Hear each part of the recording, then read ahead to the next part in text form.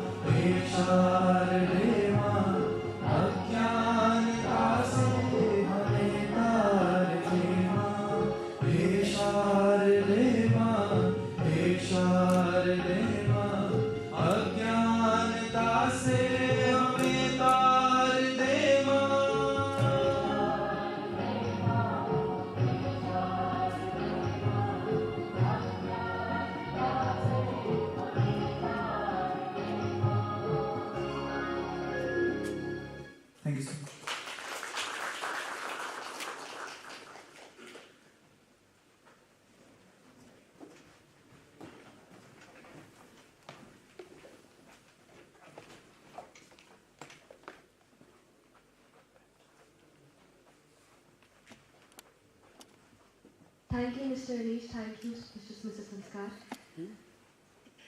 for sharing this beauty of Saraswati Vandana with us. Your efforts have made this international conference an even more memorable and enlightening event. Thank you. Now, let's commence our conference proceedings by illuminating this space with the symbolic wisdom of knowledge. We invite you to witness the ceremonial lighting of the lamp. In the glow of this lamp, we find unity, a shared commitment to the pursuit of knowledge, the kindling of innovation, and the warmth of collaboration. I am delighted to invite Professor Nagarajan Ramamurthy, the Director of IIM Amritsar, to grace us with the honor of lighting the ceremonial lamp. I would also request Professor Sanket Vatawala, the Chairperson of the ICMM 2024, Professor Brent Goldfarb, the keynote speaker, Professor Vartika, Professor Pinaki, Professor Nitin, and Professor Kalpit.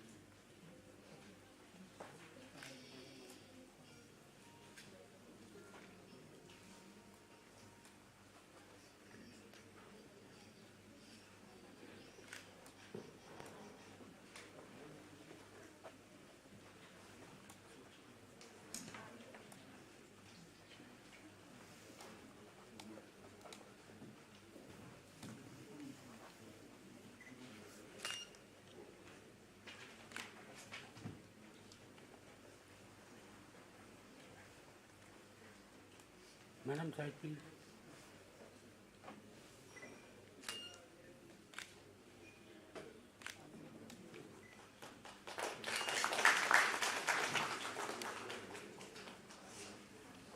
Thank you, sir.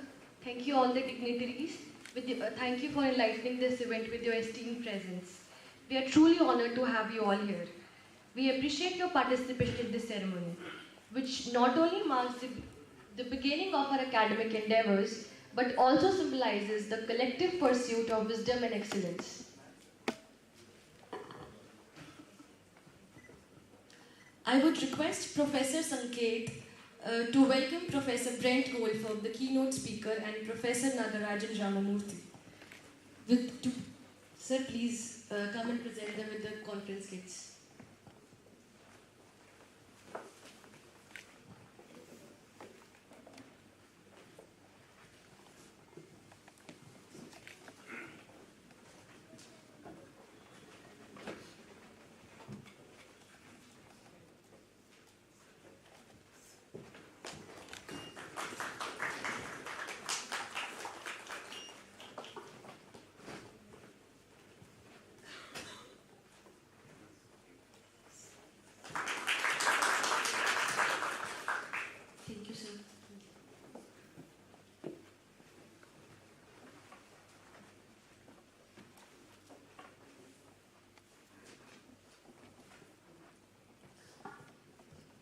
It is with great pleasure that I now invite Professor Nagarajan Ramamurthy, the Director of IIM Amritsar, to join us on the stage for the welcome speech.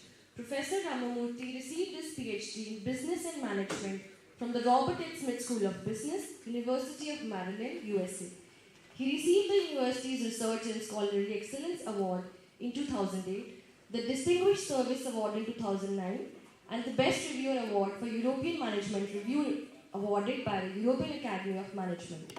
He published his research in leading journals including Human Relations, British Journal of Management, Journal of International Management, International Journal of Human Resource Management, Creativity and Innovation Management Journal, and has presented his research at several national and international conferences.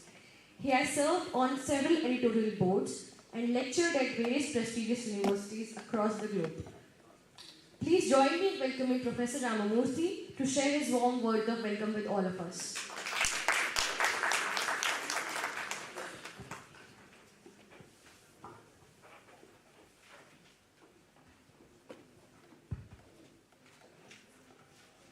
A very good morning to all of you. On behalf of IIM Amritsar, I welcome all of you to this third International Conference on MSMEs.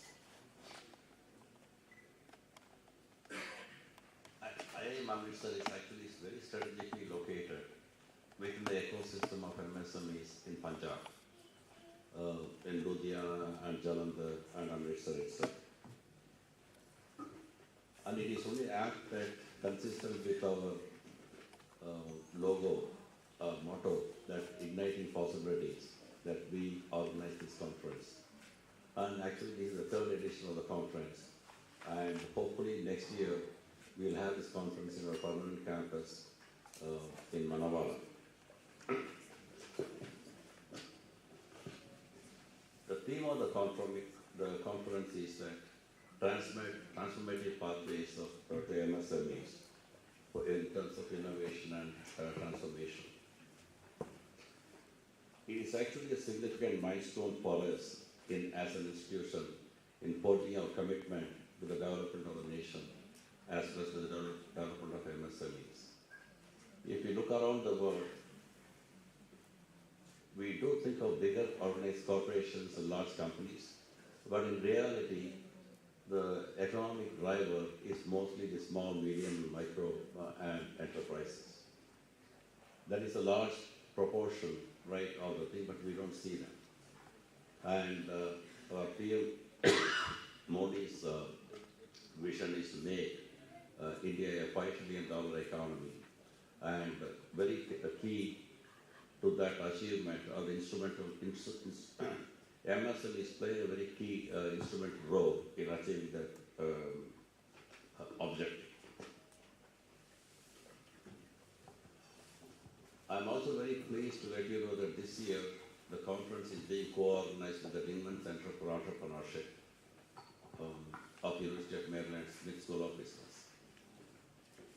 And in the US, the Dingman Center is an award-winning hub for incubation and MSMEs, and entrepreneurship.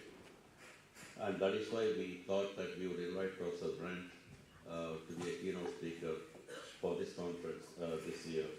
And we want to thank you, Brent, for coming all the way from US just for this particular event. From a longer term perspective, that we are also hoping that we also have an incubation center in Amritsar, which is under construction there in Manawala. What we are hoping is that next year, after we move in there, we would like to forge further collaboration with the Dingman Center for Entrepreneurship in using their know-how and knowledge and expertise in making the incubation center even a greater success for the institution.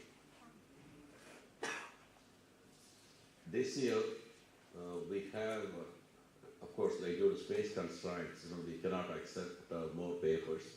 There are over 72 papers that have been accepted for presentation, and some of the presenters are already here. What I encourage each one of you to do is to exchange knowledge. I think the key for MSMEs to be transformative or change agent for the country is that they do face challenges. They are now nested within a global ecosystem of MSMEs, and it has its own challenges and opportunities for MSMEs to grow or stay put. Now, given that backdrop, we have in this conference participants who are also policymakers and distinguished academicians and researchers who are actually working on this particular topic for MSMEs. So this is a great opportunity for each one of you to share your knowledge and thoughts, and also develop network of collaborators internally and externally. I also want to finally thank Professor Sanket, who is the conference chair, and the entire ICMM conference committee for organizing this wonderful event. And with that, I wish and I'm confident that at the end of the third day, Sunday, when the conference gets over, we will have much more actionable strategies for MSMEs to succeed, what they can actually do for change. And with that, I want to conclude, and I once again welcome and thank Professor Brent Goldfarb to this conference. And I wish all of you a great success, and I hope I see you again on Sunday evening towards the closure of the ceremony. But I have to actually leave today after the conference to on some official work to Chandigarh, so I'll be back only tomorrow night, and Sunday I'll again meet with all of you. Thank you very much, and I hope you enjoy the conference.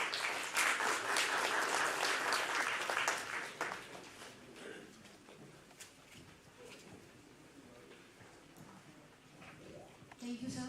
Thank you for sharing your warm words of welcome with all of us. We look forward to the shared learning and collaborative discussions that will undoubtedly characterize the rest of this conference. Moving ahead, it is with great honor that I would now like to invite Professor Sanket Watawala, the esteemed chairperson of the 3rd International Conference on Management of MSMEs. Sir, for your so please.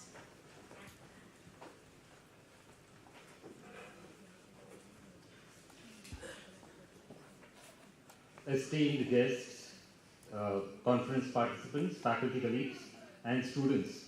Very good morning to you all. I extend a warm welcome to each one of you on this cold and fog-laden morning.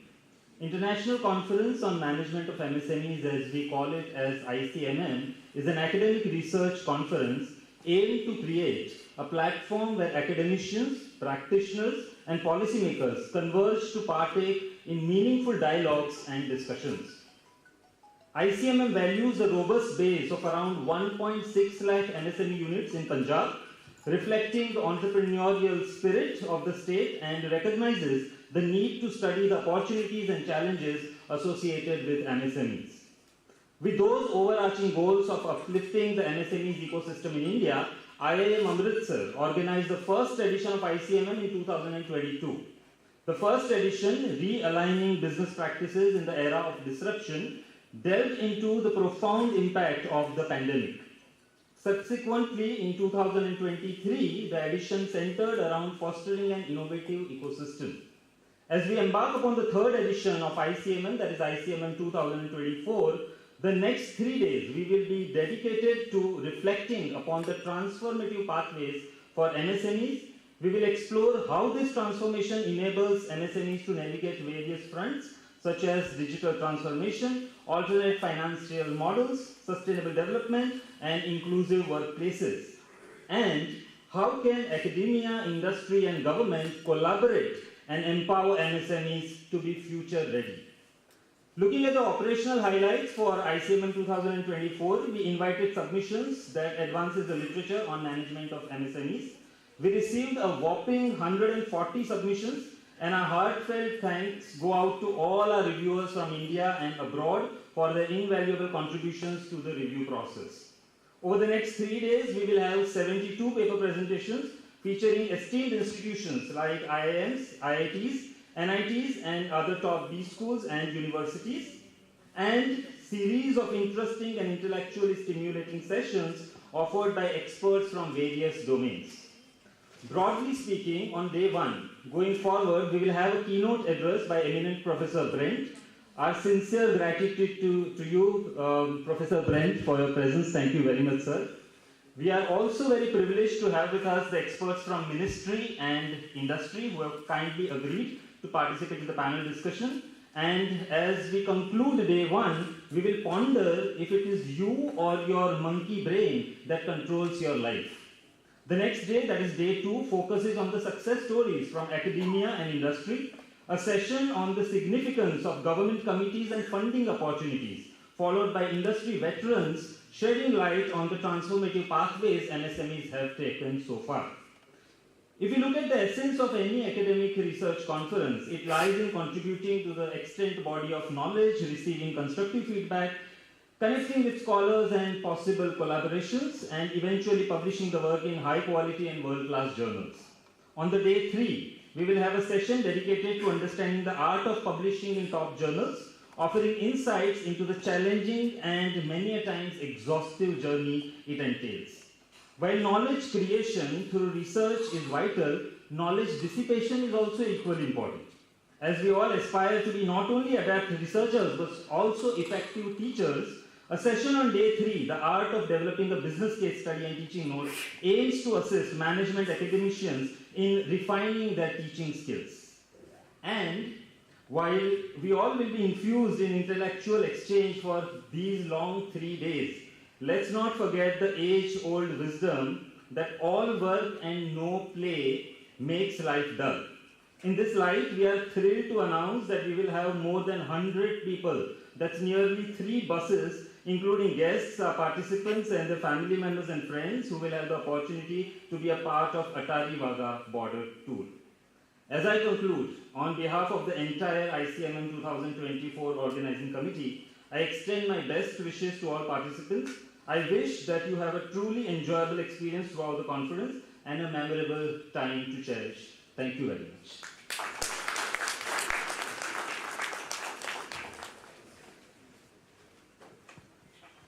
Thank you, Professor Vatawala. We are grateful for the foundation you have laid with your introduction. Let us now continue our exploration of ideas and insights inspired by the excellent beginning we have provided. I would now request Professor Nagarajan Ramamurthy to welcome our keynote speaker, Professor Brent Goldfarb. I would request sir to present Professor Goldfarb with shawl.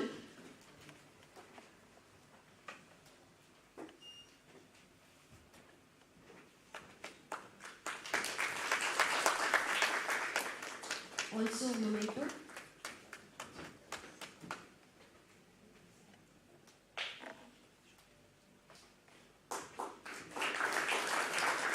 And a token of gratitude.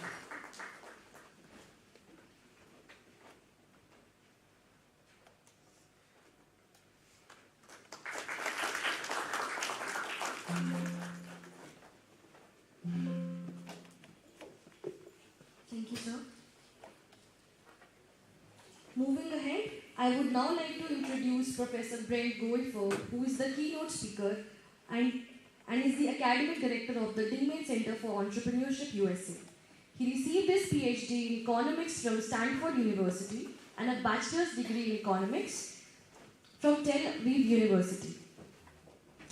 Professor Goldfarb's recent projects include a book on bubbles and crashes in new technology industries, with a focus on how a narrative impacts entrepreneurial investment and beliefs, a study of how team composition affects entrepreneurial outcomes, and the documentation of gender and racial disparities in student entrepreneurship.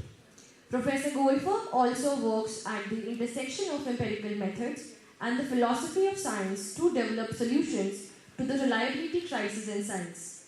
He is the co-founder of a deep tech startup.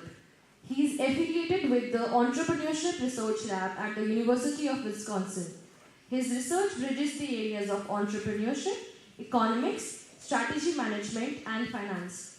Please join me in extending a warm welcome to Professor Goldfarb for the keynote address of ICMM 2024.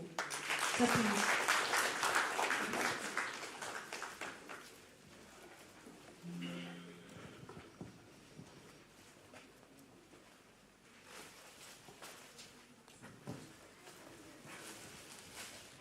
Good morning. So first of all, thank you very much for this exceptionally warm welcome. I'm delighted to be here representing the Dingman Center. I'm excited about this collaboration that's been built by our dean and Professor Nagarajan. And of course, thank you, Sanket, for your very, very warm welcome and hospitality. I thought that I would start, I was going to take my talk. I understand I have 45 minutes. And I hope Professor Sanket will keep me on time. And I just thought I would take for a moment to take about 2 minutes just to give an overview of the Dingman Center for Entrepreneurship so you can see what it is and what it represents. And then I'm going to shift and talk about some new research and a book project that I've been working on, frankly, since before COVID. It got a little sidelined, but now it's about to be rejuvenated a little bit. This is the staff of the Dingman Center for Entrepreneurship. We have our managing director, Mike Hoffmeyer, and several other members. This represents a host of activities where our mission is to educate, empower, and equip students to be entrepreneurs. One of the things that we recognize as we're dealing with students of all ages, from the time they enter college at say the age of 18, and then we have MBAs and master's students, they all come with different, they're in different stages, and what we're hoping is we see this as a long game. We're training people. These people will go out and be entrepreneurs and start businesses over time. Some of them have enterprises that we can help, and some of them are just curious. And what we're trying to do is make sure that when they are ready, they have that skill set. So we have 3 pillars in our strategy. One is the Dingman Center is a knowledge hub for the community, for everything entrepreneurship. We are very focused on inclusive entrepreneurship and recognizing that it can be at times harder for certain groups, women, people of color to start businesses because it's harder for them to access resources, and we hope to help with that, so every good idea can be represented. And then recognizing that a business school is by and large a management school, and we teach we teach how to create bureaucracies, if you will, right? That sometimes we really need to help companies who have already found a small niche become very large companies and really impact the economy, and that is our scale school. So that's it. We have and then a couple of activities that we do. We have a Pitch Dingman, a business competition. This is a $100,000 annual competition. This brings a lot of buzz to the entrepreneurship domain at the university, and also rewards a couple businesses every year. It's a very exciting and fun event. And then we run a startup accelerator every summer for our student entrepreneurs, which has also been very, very successful. Okay, so now I'm going to shift. I'm going to talk about, this is the heart of my keynote, and I'm going to talk about MSMEs, benefits and consequences of economic activity. And what I recognize is that, to be honest, I don't know that much about India in the local context. That is not my area of expertise. That's something that obviously you know so much better than I do. So what I thought I would do with my time is I would go up and think a little bit about what I've learned studying the economics of the United States and a little bit of Europe, and to understand what is the heart and soul of capitalism, and why it works, and what is the role of small and medium enterprises and entrepreneurship in driving our economy. Where's the magic really in capitalism? Right? So I thought I'd start. I hope this works. Just before I start, I want to show you what this is. This is one of the most miraculous parts of world history in the last, this is from 1800. So we're about to see 2 bubbles expanding. And one is the United States and one is India. And on the x-axis, we have population. So that's the size of the number of people in the country. And on the y-axis, we have life expectancy. And in 1800, the life expectancy in India was about 25. Right? And the life expectancy in the United States was about 40. Right? So this is like, as we think about this today, this is like every time I think back of this, my jaw drops. And every single time, because it's just so different than where we are today. So this is a video. And you're going to see the years going, and remember the x-axis is population growth, and the y-axis is, let's see, okay. And what you're going to notice is in about 1870 or 80, which is the beginning of the second industrial revolution, the US really starts to take off in terms of life expectancy. So this is when the heart of capitalism really starts to take off, right? And say now we're at 50, India's not moving yet, 60, right? And then we're moving, and we're only in the 30s. You're going to see, you don't even see a dip for World War II, 70, right? And now you see India starting to catch up, right? And here we are in the 80s. And look at that. And if you multiply this by the size of the population, and you look at the number of years of human well-being, these are just phenomenal. This is just a phenomenal event, right? Which is the outcome. Like, how did we get there? The outcome of the capitalist system. So I want to show you, oops. Okay, and then just to bring this in a little bit further, this is child mortality in India. So in 1880, the child mortality on the x-axis had 500 per 1,000 people died before the age of 5. So half the population never made it to the age of 5. Right? And here we are in 2020, and we're down to, I think it's approximately between 20 and 30. I can't remember the exact number. Right? So this is a huge improvement in human welfare. Okay, so I want to make this project, and this is my co-author, David Kirsch. I just want to clarify all errors are his, right? And so if you have any problems, please email me. Do not talk to, email him. Do not talk to me, right? This is a picture of the daughter of the Secretary of State of the United States in approximately 1914. She had juvenile diabetes. Juvenile diabetes is a particularly insidious disease because it affects kids, right? And what happens is when the pancreas stops working, you literally starve to death because you're not able to process food. Like, that's what happens with diabetes. There was no ability to get insulin at the time. However, this is a lab at the University of Toronto, which is a small country north of the United States.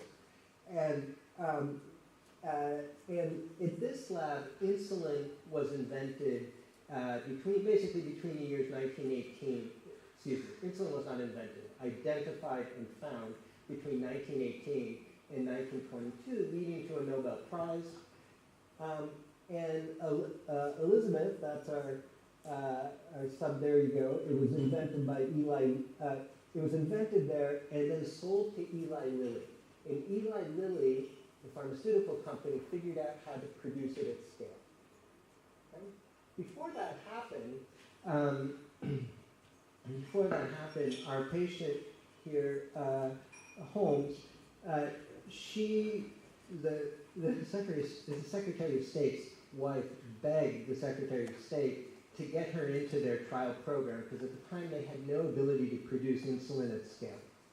And so that did happen, and here she is about a year later. Right? And so so she was bedridden. The only treatment for childhood diabetes at the time was to go to a 400 calorie per day diet. So that is a starvation diet, and what that would do is it extend your life a couple years, right, before you passed away. And then with this, she lived to the age of 73. She had children, a perfect life, a perfect life. It was estimated that she took somewhere between 10 and 15,000 insulin shots throughout the course of her lifetime. Right? So I just want to point out that this itself has all the things that we see in a modern, innovative economy early in the 1920s. Right? And what it had a government support for research, which would happen at the University of Toronto, and then the private sector came in and took that innovation and figured out how to expand it, how to produce at scale, and how to get it to a low enough cost so that it could reach and turn diabetes from a death sentence to a manageable disease. Right? And one thing I will add, the storytelling around this was so phenomenal that they were using the word resurrection. which within a Christian Western culture has a particularly strong meaning because it reflects upon the resurrection of Jesus. Right? And this is really what happened, because these people went from being bedridden to being able to have normal lives. So we wrote about this, David and I, in our book Bubbles and Crashes, which came out in 2019, and we were very interested in speculative bubbles around technology. And while this was a really fun project, and it's an interesting book that made my parents very happy that I wrote it, what we found out is that it's an important part of the story, but it's really not the whole story at all. And we found something that we think is much deeper. Bubbles are kind of an epiphenomenon. It's like you're always going to see them around capitalism, and we were focused on technology. So we were thinking about different technologies that came out during capitalism. And so we've got the automobile, the airplane, the very, very important innovation of ugly polyester pants, the light bulb, the telephone, radar, recordings, backlight, which is an early plastic, helicopter, and of course up there in the green bottle is penicillin. Right? And so these are all things that were invented, most of them by the private sector, some by government and federal agencies. And they were all commercialized by the private sector and by sometimes entrepreneurial firms and sometimes larger firms. And so it's like, so how does this happen? Why is this happening? And it's like, well, that's capitalism, but why? What is the mechanism that's driving all of this? Right? And so if you look a little deeper, I'm going to just show you, these are capital flotations of aviation companies in 1929. And so just as you remember, 1929 is just on the eve of the Great Depression, and so this is a bubble. But something else is happening as well, because the amount of money that's driven through the public markets into aviation companies is at the time $200 million. That's $200 million, $1929. So this is where we're talking a couple billion in current currency. But the other thing you should notice is the red line. And on the red line, that's the number of public offerings. This is the number of aviation companies that are trying to make money in 1929. And if you aggregate those, you easily get to a couple hundred different companies, all with different ideas about how to be successful in the aviation business early on. And there's Charles Lindbergh with the Spirit of St. Louis, which was the first plane to cross the Atlantic. But what happened is, it's quite good. So if you notice in the first airplane there, you ever see those pictures of old airplanes with the double wings? And the reason they had double wings is because they were trying to create lift for the airplane. And so they didn't quite know how to do that. If they did two wings, that's better, but it also makes for a heavier airplane. So you have a trade-off. And you're trying to solve this technical problem of how do you create the most lift, while at the same time, how to create how to do that efficiently, right? And then there's other problems. So here's a more advanced airplane, right? So you can see the body is actually now enclosed, right? But still we have two wings. They tried with three, right? Because maybe you wanted three instead of two, but that failed, right? And then then the federal government created what's called NACA. And you've never heard of NACA because it turned into NASA, which is the space agency. But of course, there was no space in the 20s. No one was going to outer space back then, and they were very interested in how to figure out what the right wing shape should be. So they created a big wind tunnel, and there it is, in Northern Virginia.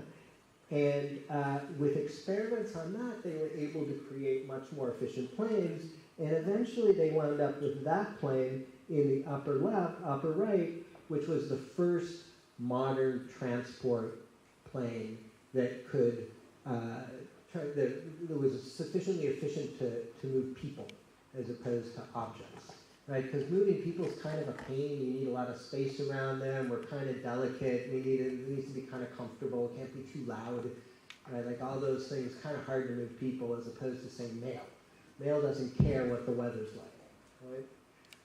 And so the American aviation, that dominance relied on a combination of immigration, government support, and capitalism, right? And so this is Dr. Max Monk, I believe his last name was, and he was a key person. So it turns out to do aviation successfully, you need to understand differential equations.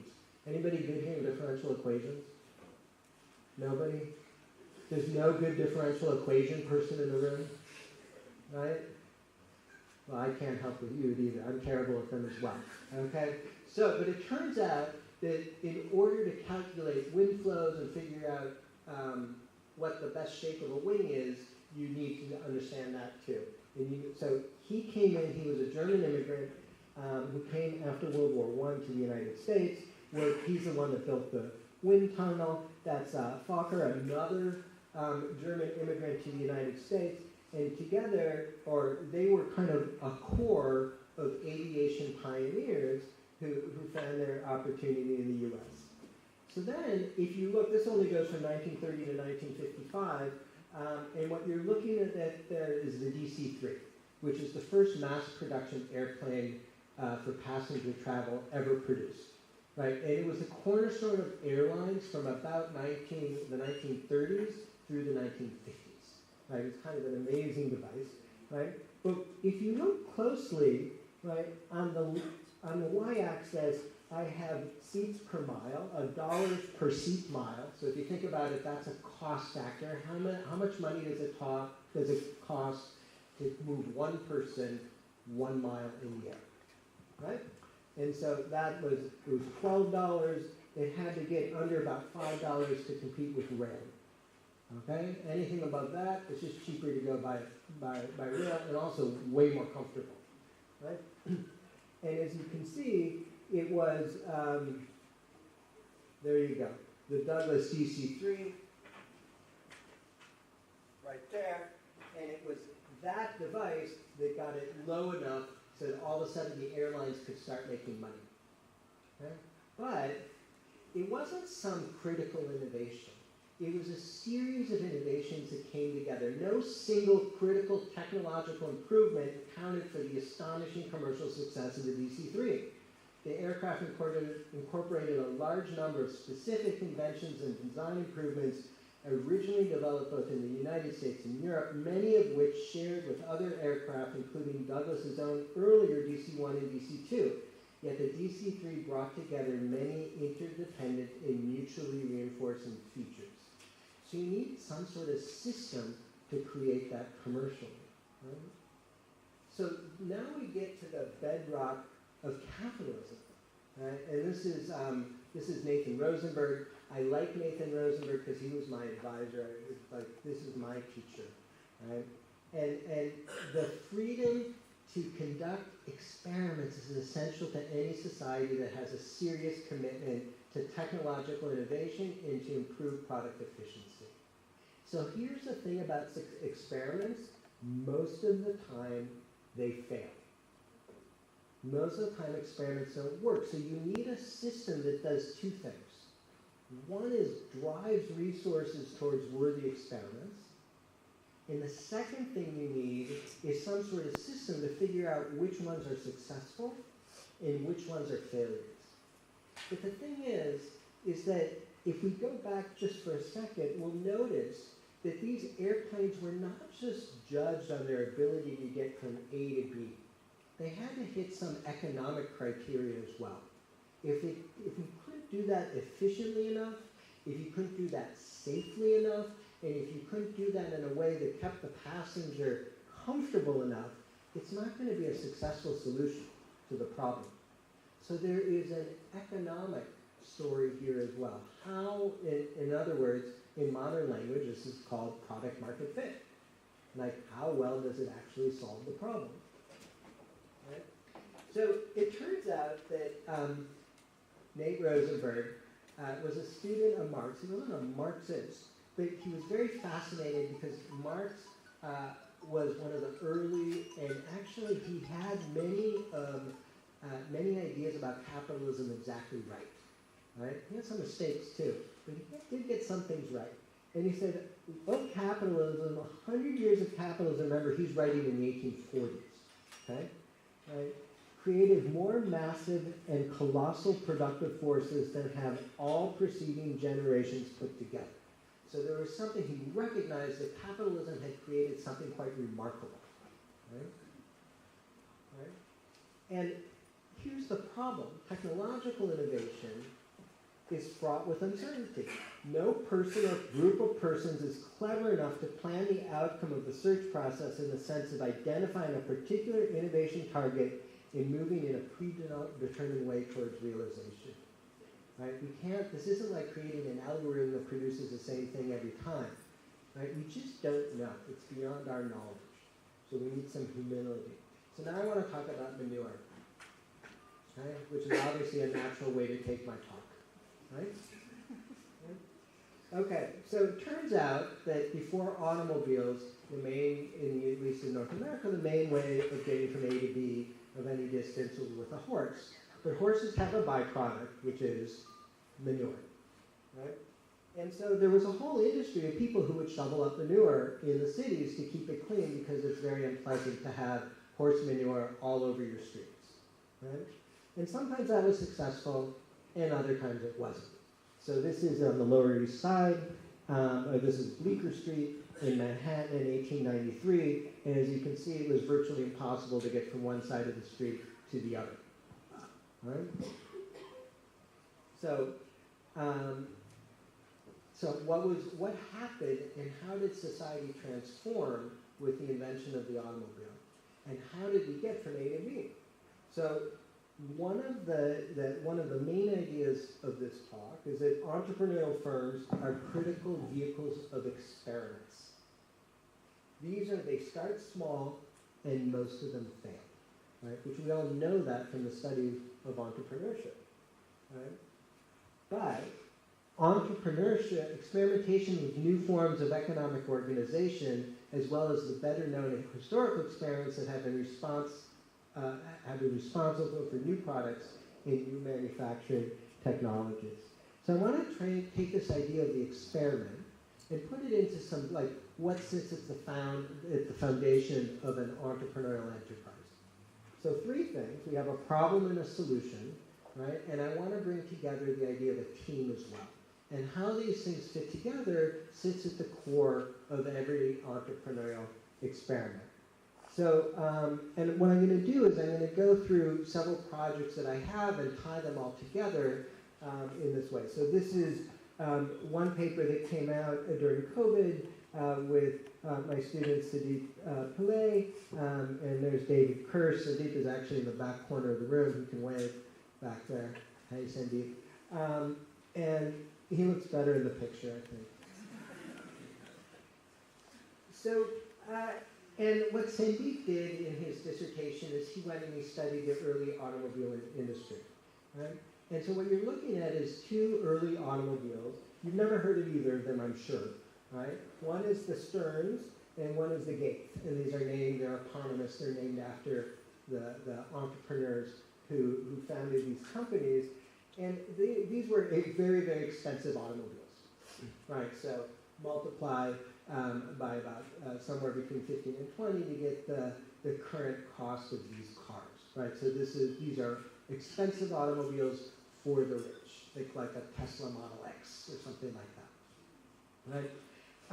And in 1906, Stearns, there were about 157 produced. In Gates, there were 112 cars produced. And this was actually kind of large numbers. This is pretty good production figures for the time, right? And just to put this in context a little bit, here we are, we're about 10 years into the auto industry. The first 5 years, there was almost nothing produced, right? Agglomeration in Detroit, when Detroit became a motor city, that didn't happen really until a little bit later, a few years later.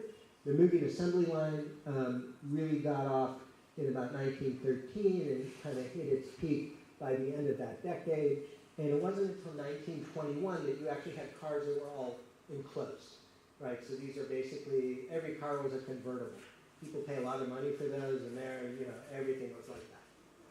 All right, so the question is, which one of these succeeded, and so now we have a question that the market has to adjudicate, and nobody really knew the answer to this.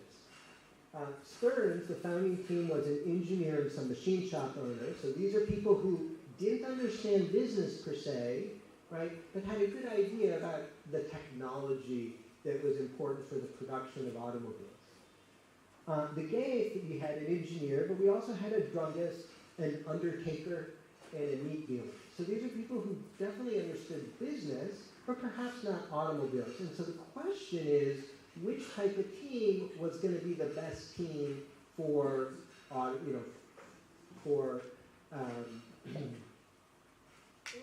for the automobile? Did you want business capabilities or production capabilities? So what happened is the market funneled resources to both these companies, right? They both tried to produce, and then the market adjudicated, right?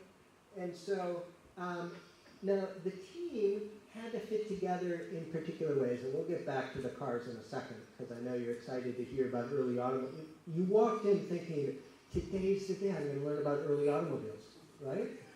I know you did, right? And so, but before we got there, right, a different project was thinking about how teams work together, right? So I guarantee you, when you're studying entrepreneurship or entrepreneurial schemes, as I know many of you are, right, one of the questions is how did the team come together? And I'm sure if you look closely, you probably notice a couple patterns. One pattern is, well, the really bad pattern is never start a business with your spouse. That's always a bad idea. But if you want to like move beyond that, the question is like, sometimes they might have started a business with their friend, because they know their friend and they're going to go into business together. Sometimes it might be a coworker. And sometimes they're looking for a particular skill set and they manage to meet somebody who they may not have known very well before. And the question is, what is the best way to do, like what produces the best team? Because you might think, if you're doing it with a friend, you trust them, you know them very well, you know how to work together, so you can just focus on the business. But maybe the friend doesn't have the right skill set vis-a-vis you, because you want to have complementary skill sets. You don't want to have the same one. So if it's like two mechanical engineers, they met in school, they start a business together, they have the same skill set, right? So maybe you need somebody from the business school to come help you. You know somebody, so you bring somebody like that in. But now you've got a different problem. Do you know how to work together? Do you trust each other? Do you speak the same, say, professional language? Right? Do you think about problems in the same way? And if you don't, can you communicate? Right? So we went and asked the question, it's like, well, what is the right combination? Well, turns out, of course, the best combination is somebody you knew before and has a complementary skill set, no surprise. But that's really hard to find. Right? So is there a way, if you don't have all those things, to still make it work? Right? And it turns out that the key thing was, how well does the team bring together information and communicate and learn? It was all about learning. How well do you process the experiment? So you could have the same people, like you could have two mechanical engineers, you could have a machine shop owner, right, and another engineer. If they come together, if they don't communicate well, it doesn't help you, right? So that's what we learned there in terms of forming entrepreneurial teams, right? So now we'll get to the judging, and 2 years later, bankruptcy. 4 years later, bankruptcy for Dave. Right? They were out, and Stearns is producing 1,900 cars. So it turns out, in this particular industry, and this is Sandeep's central finding, one of his central findings, it turns out in this industry, the most important thing to learn how to do is not just to produce a good car and identify and find that product market fit. You also needed to know how to scale. You needed to know how to think about what the product was and how that design fits in your ability to mass produce it. Right? If you didn't know how to do that, the company would not survive. So, of course, the one who knew how to do that better than all, so even though Gates was an inventive engineer, his unfamiliarity with high volume production led his company to go out of business. Right? Now, it wasn't just him that was experimenting. It wasn't just true that the experiments were happening across different companies. they were happening within companies too. So what you see up here are 9 different cars that Henry Ford made from 1900 until he figured out the Model T in about 1908. Right?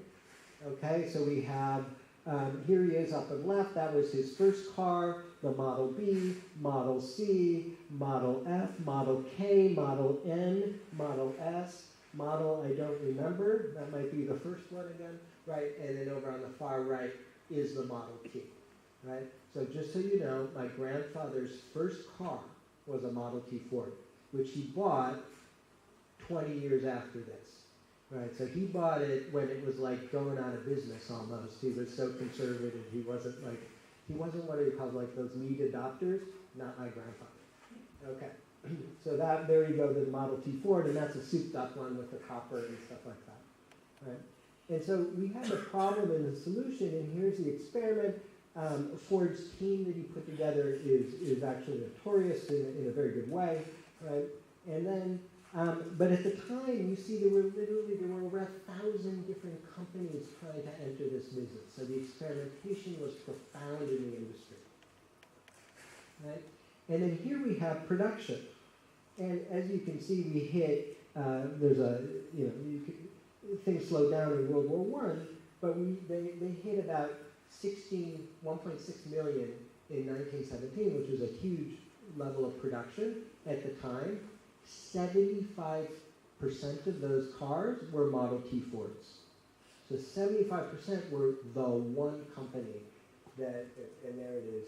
And so all this experimentation, and this is now 25 years after the founding of the industry, it took that long to come together and figure out how to produce cars at scale.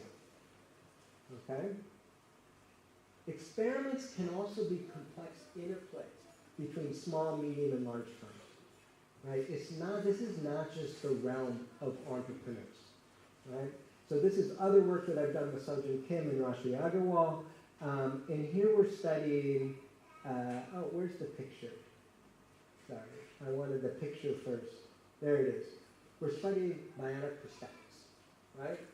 So that's what we're studying. The one thing about bionic prosthetics is that it's a completely new technology for the dumb prosthetics, right? So because you need some way to learn how to control, right? So now you're putting in electronics, you need to interface with the nervous system, right? And for somebody to be able to control this in some way, right? And that's different than a dumb prosthetic, which is just something that's kind of connected.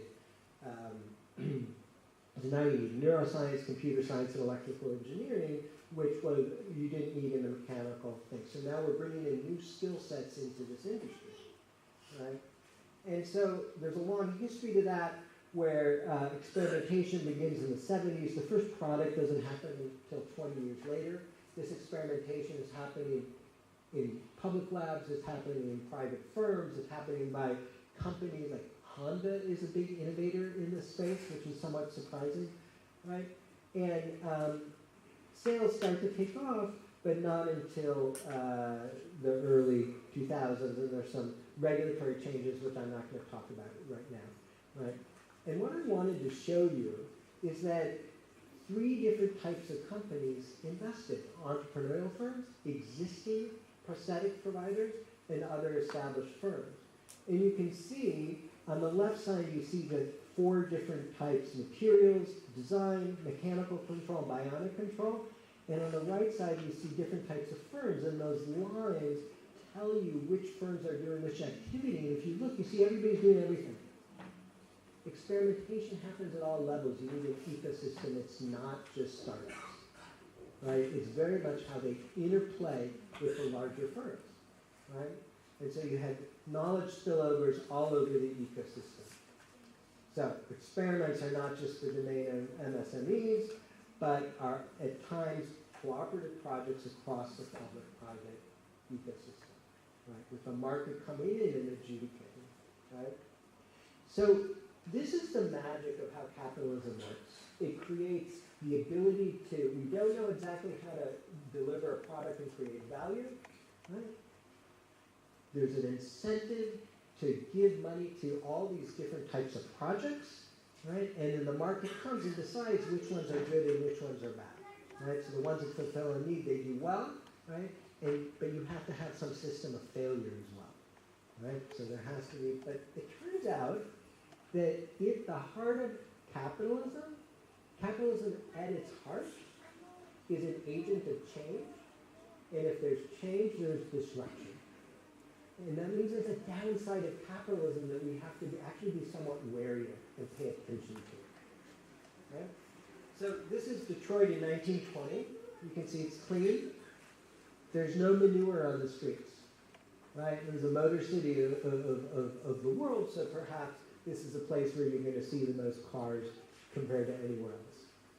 So, but you've probably never heard of the town Westfield, Massachusetts, which is a small town in western Massachusetts, so not far from Boston. Right?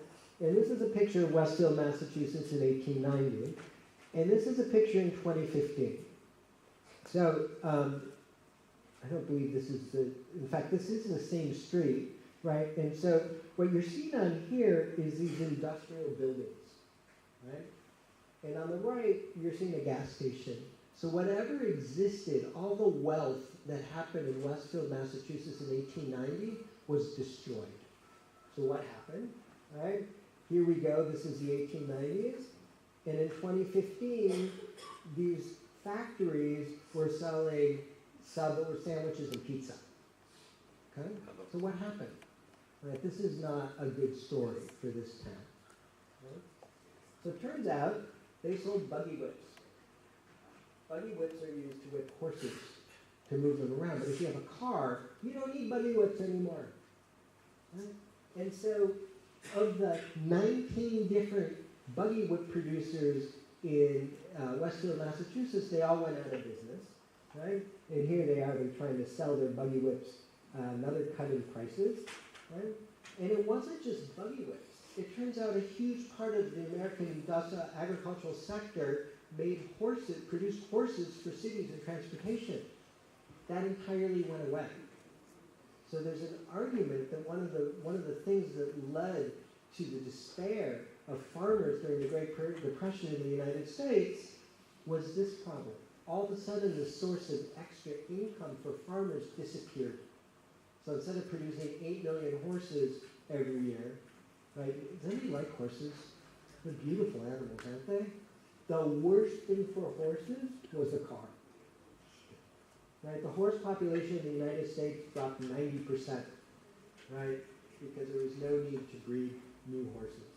Right? But this caused a big problem for agriculture as well, right? And this is compounded by other ongoing changes that came from the automobile, which was the mechanization of farming. And so the mechanization of farming led to huge reductions in the price of cotton. Fantastic for consumers. If you're wearing cotton now, you should be very happy about this, right? But not very good for cotton farmers, right? Or for most cotton farmers, right? And so here we have a headline for 1910 where they shut down where the coachman lost his job because there was no need for horses because the owner of these carriages switched to automobiles and he went and committed suicide. But this is also a modern phenomenon. This person, by Ravi Desai, who in New York, he was a taxi driver, and when Uber came in and started reducing income, he too suffered the same fate. Right?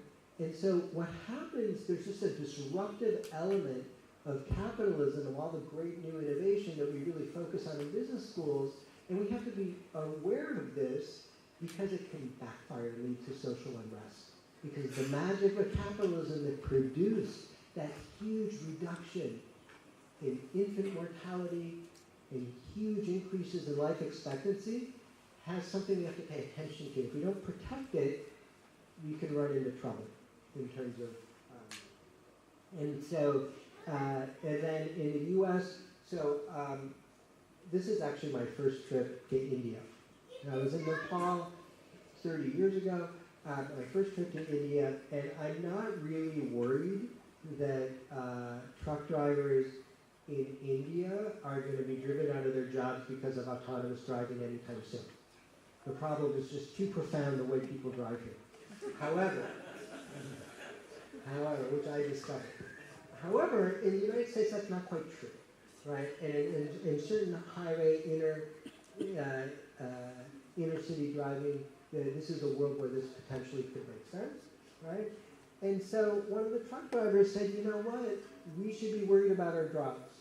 Now, I actually think he's a little bit wrong, but the general idea about jobs changing very quickly is something we have to be really worried about. I don't know if any of you followed it. I don't know if the Bollywood actors are worried about this, but in the US, the actors and the writers are extremely worried that AI is going to just substitute for their jobs, right? And so these are examples of technology coming in and being hugely disruptive, and if you're an actor, you're kind of screwed. Like, there's just not a lot you can do, and it's very difficult to transition into other professions, right? And so this is something that we need to be worried about. Trade shocks do the same thing. So this is a 2018 Cutlass Supreme, very pretty blue car. Here's the Cutlass in 1970, which is a very ugly car. I've been in one of those cars. Those were awful automobiles. You didn't want to be in that car. Okay. But at the time, this is the 1980s, the United States was very worried about the Japanese auto industry because the U.S. auto industry was struggling and the Japanese cars were actually, frankly, much better products, right? And so what that did is this led to a crisis in Detroit. So Detroit, that was the motor capital of the world, these are pictures from like 10 years ago. And so this is an important bank destroyed. This is you could see it was a glorious theater destroyed, right? Production facility, the infrastructure was in ruin, right? Because the transition away and the competition that was afforded by free trade with Japan, right? And so it's a fascinating story. That doesn't mean we shouldn't have done it, right? It does mean that we have to be very careful about the consequences of these things. And this is more of Detroit. Detroit, by the way, now is actually starting to see a pretty big comeback. So the city now is doing much better, right? And what you're seeing is like, this is the share of U.S. employment in manufacturing from 1939 to 2014. And in the U.S., it went from about 32 to 40%. It goes up because of World War II, right? All the way down to about 8% in 2014. It's a very strong transition and transformations of the economy. And this China's share of world manufacturing, and I guess India is now getting into the game in a very big way, right? This exposure depended on the location in the country, so the dark areas are places where the exposure to free trade had a much more profound impact and where we should expect to see much bigger effects on those areas. And I was just going to show that between 1979 and 2007, you can see a shift in inequality in the country, but really what's happening, this is the reduction of manufacturing. So it's hitting lower income people, lower educated people, and then that creates a big problem because it reduces the meaning and purpose in their lives. Okay? Right? And so there's all this stuff about the left behind.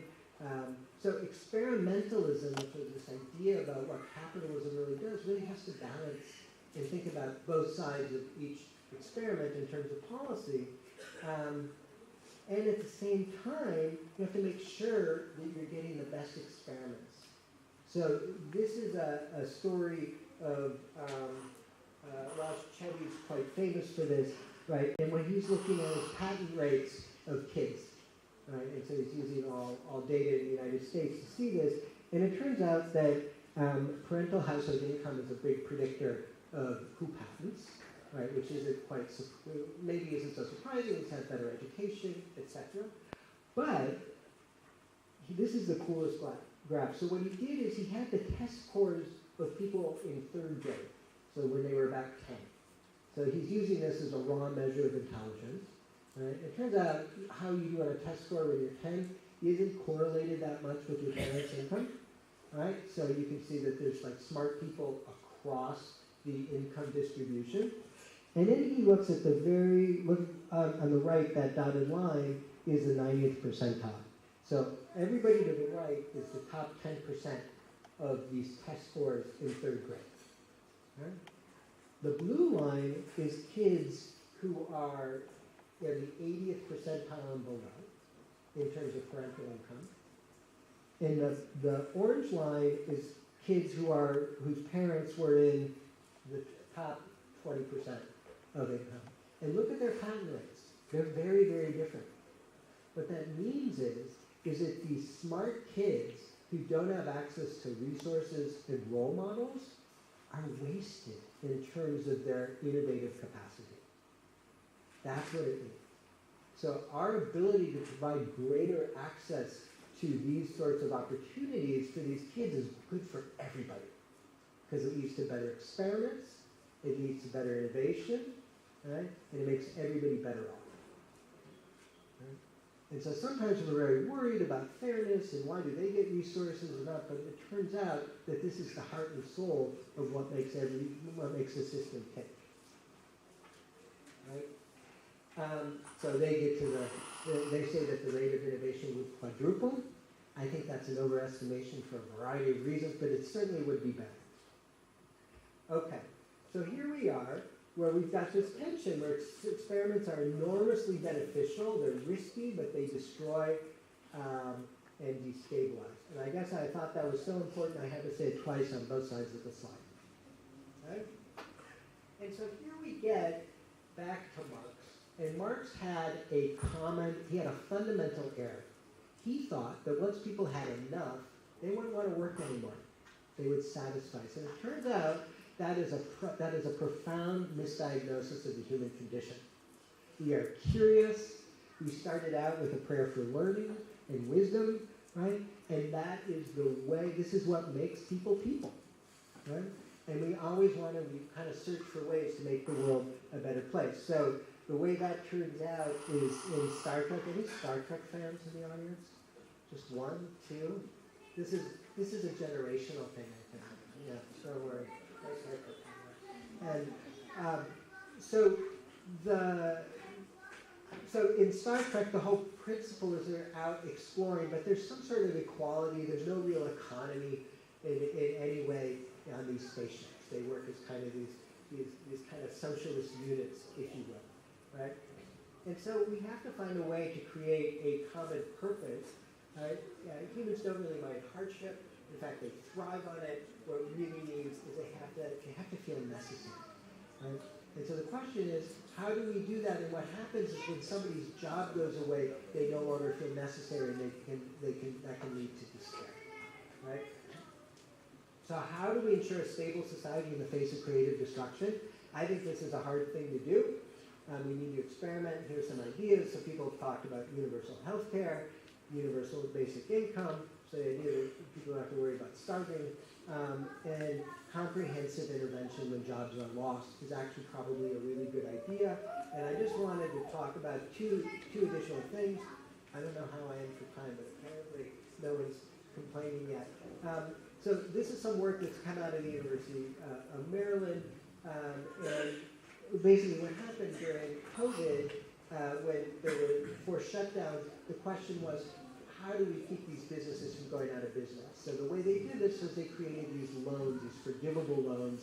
They went to small businesses and nonprofits, actually, just for payroll and a few other things, right? So it was administered by Mike Falklander, who is a University of Maryland faculty member, and they used the banking system to keep the paychecks flowing. Small businesses could take out these forgivable loans for 2.5 weeks. And basically what happened is what you see here is the reduction in claims for unemployment, right when the loan program went into force. So they literally went down by 10%, which was a profound impact. It's estimated that this program hit something like 85% of small businesses. Right, so it's profoundly effective, right? However, what's really kind of interesting, I'm going to move quickly through, 88% of small business payroll was covered by the PPP loan program, and it probably saved about 10 million jobs. So this is a really big effect that the government went in when the capitalist system was going to fail because of the pandemic, right? So then some other scholars at Maryland, Maximovic and Liang and Jingyu Xu, who's a student, they asked, well, who did it work and how did it work? So it turns out, right, that there's a huge variation in which parts of the country accessed it, right? It wasn't something that was universal. It wasn't something you created a program and it just worked, right? And the other thing that what they did is they was like, you know what? I bet you it's related to social capital, right? Did you know the right people? Were you civic-minded spaces, etc.? And it turns out that this was a big predictor of the cohesiveness of the community was a big predictor of whether the companies were able to access the PPP loans, right?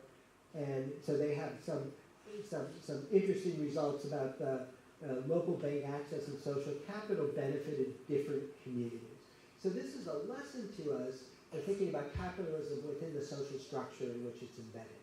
And so if we think about programs that might help those different populations, we have to think carefully about the social structure and how these things are administered and how people find out about programs as well, right? So David and I want to rename capitalism experimentalism because we think that's the foundation of what it makes it work, right? So from now on, anytime somebody says capitalism, I want you to go and say, no, I really think you should call it experimentalism as we proselytize and get everybody on board.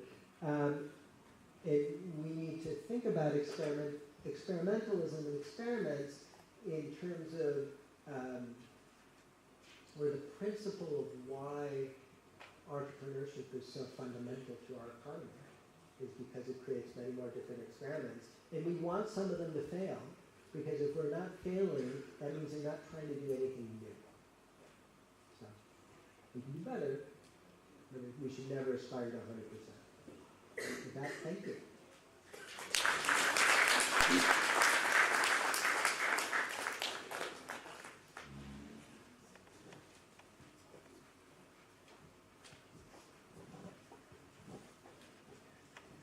A resounding and heartfelt thank you to Professor Goldfarb for delivering the keynote address.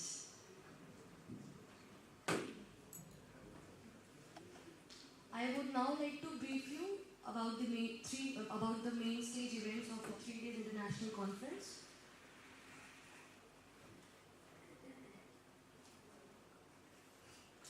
So on day 1 we'll have a panel discussion, and these are the panel members: Mr. Vinamra Mishra, Mr. Vishwabandhu, Professor Vartika, Mr. Rajiv Chavla, and Professor Mr. Debajit Das. The next thing will be the session, which will be on Who's Running Your Life, You or Your Monkey Brain, by Dr. Satinder Singh Rekhi. On day 2, our first session will be presented by Professor Kirti Sharma, who is an associate professor from MBI Gurgaon. Her session will be on Academia's Guide to Government Initiatives, Engaging with Government Committees and Funding Opportunities. The next session will be by Mr. Rajiv Chavla, the chairman of the Integrated Association of Micro, Small and Medium Enterprises of India. His session will be on MSMEs present and the future prospects, challenges, solutions, support system and emerging opportunities. On day 2, the third session will be by Mr. D.C. Sekhar. He is the Managing Director of Alpha Mears. The session will be on technology development and sustainability, unique strengths of MSMEs. The next session, the first session of day 3 will be by Professor N. Ravichandran, who is former Director of IIM Indore. The session will be on the art of developing business case study and teaching note.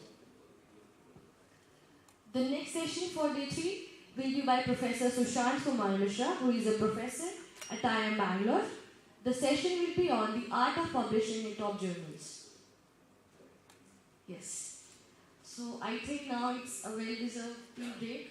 We should all please head to the designated areas, enjoy some refreshments, and I would also request participants that after the tea break, kindly move to the designated presentation rooms, and we'll reconvene shortly after the tea break after 15 minutes.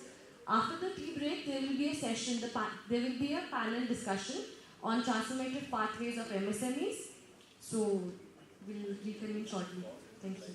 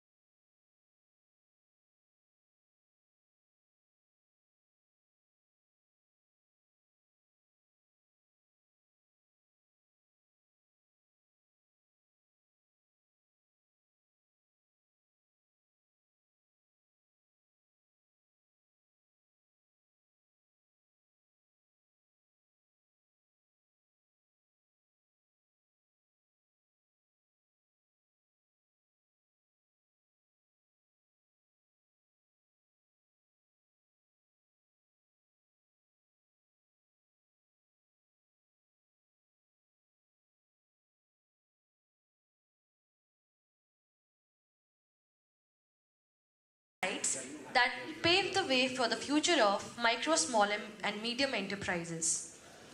As I introduce the esteemed panel members, I would request them to take their seats on the dais. I would firstly like to introduce Shri Vinamra Mishra ji. He is the Director of Technical and Projects at Ministry of MSMEs. In his current role, he is anchoring all the externally aided programs of the ministry with multilateral organizations like World Bank, ADB, KFW, UNIDO, GIZ, etc. These are aimed at improving the competitiveness of MSMEs and institutional architecture of MOMSMEs. He is a nodal officer for flagships programs of the Ministry for Technical Upgradation, viz. The Zero Defect, Zero Effect Scheme, Digital MSME, Incubation Scheme, IPR Scheme, Design MSME, and Lean Manufacturing Program for the MSMEs. He has also been the nodal officer for setting up technology and centers and extension centers for MSMEs. He is an officer belonging to the Indian Railway Services of Mechanical Engineering, Government of India. He has great expertise in technical management related to operational logistics of train movements and maintenance of diesel locomotives. He has successfully led large teams towards achieving and surpassing organizational goals in welfare. He has successfully led large teams towards achieving and surpassing organizational goals in extremely challenging, extremist-infected, economically backward areas of the state of Bihar and Jharkhand. He has extensive hands-on experience in improvement of maintenance practices and design aspects of rolling stocks plying over Indian Railways. Great. Our next panel member is Shri Simarjot Singh, GMDIC Kapurthala, Punjab. Shri Simarjot Singh is the General Manager of the District Industry Centre, Kapurthala. He is primarily responsible for identifying new enterprises and providing financial assistance and support to small enterprises. Shri Singh works at promoting small industrialization at the district level and helps in reducing the regional imbalances in the development of industries. Our next panel member is Shri Rajiv Chawla, the Chairman of Integrated Association of Micro, Small and Medium Enterprises of India. He is the founder and chairman of Integrated Association for Micro, Small and Medium Enterprises and is one of the largest MSME network and a globally recognized institution that provides ready-made solutions to entrepreneurs along with financial support and incentives. He is also founder and chairman of Jairaj Group, engaged in manufacturing of plastic and metal auto components and engineering products. He is a member of the Executive Committee of Haryana State Council for Science, Innovation and Technology, Government of Haryana. Mr. Rajiv Chawla was the director on board of the National Small Industries Corporation Limited for 6 years. He was member of the governing body of Quality Council of India. Sir has served as director on the board of various banks and subsidiary companies for 8 years, including SIDBI and China Trust Bank. Mr. Rajiv Chawla served as member of the Haryana Micro, Small and Medium Enterprises Facilitation Council for 12 long years, helping recovery of delayed payments for Micro, Small and Medium Enterprises of Haryana. He is on the governing body and quality council of various educational institutions and visiting faculty to many universities and institutions. Our next panel member is Shri Debajit Das. He is the National Project Coordinator of UNIDO. He is a distinguished professional with a remarkable journey in the realm of industrial sustainability. With an illustrious career spanning over 22 years, his current position at UNIDO sees him at the helm of innovation programs catered around sustainable energy and circular economy. His expertise lie in managing complex industrial sustainability issues, a field where his expertise shines brightly. Mr. Das possesses a profound understanding of both micro and macro level sustainable energy and circular economy programs. His professional acumen is further underlined by his accreditation as a lead auditor of greenhouse gas accounting, quality management system and energy management system, and a BEE certified energy auditor. Mr. Das' career journey has been stirred with significant roles in esteemed organizations like National Productivity Council, Windrock International India, Institute for Industrial Productivity, German Development Agency, where he has left an indelible mark. In the world of industrial sustainability, Mr. Debajit has stand as a beacon of knowledge, experience and dedication. Next, I would also like to invite Professor Vartika Datta, Assistant Professor, IIM Amritsar, as the panel moderator. She has completed her PhD in Management from the Indian Institute of Technology, Kharagpur. Her thesis was in the area of educational leadership. She comes with rich work experience in teaching, training and consulting, and has held significant positions in the training and development vertical of reputed financial and skill development firms. She has conducted numerous management development programs and workshops for the working executives in the area of leadership, understanding and managing self and managing and retaining talent in turbulent times and persuasive communication. She is a trained happiness coach and is working in the area of creating positive and happy workplaces. She was instrumental in helping IIM Amritsar to create a significant impact in the space of executive education in India by designing and launching several short and long-term programs for working professionals. She has research publications in referred international journals and has presented her work at several national and international conferences.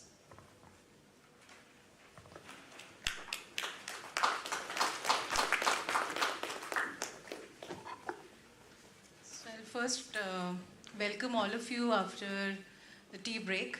I think so the first session that we had has already set up a tone which kind of tells us that transformation and disruption walks hand in hand, and probably we need to think about both. But since here on the panel, I'm very thankful to all of them for taking out time from the busy schedules. I'll request all of you to do a quick mic check to see if all your mics are working fine, so that we can then start our discussion. Hello, mic check. Hello. Thank you so much. Hello, mic check, hello. So when I have a treasure trove of knowledge and experience sitting this side, my job is all the more harder because I also have a time check which Professor Sanket and team has already given me, that we are running a little behind schedule, so we would still want to keep this as 60 to 75 minutes of discussion and Q&A.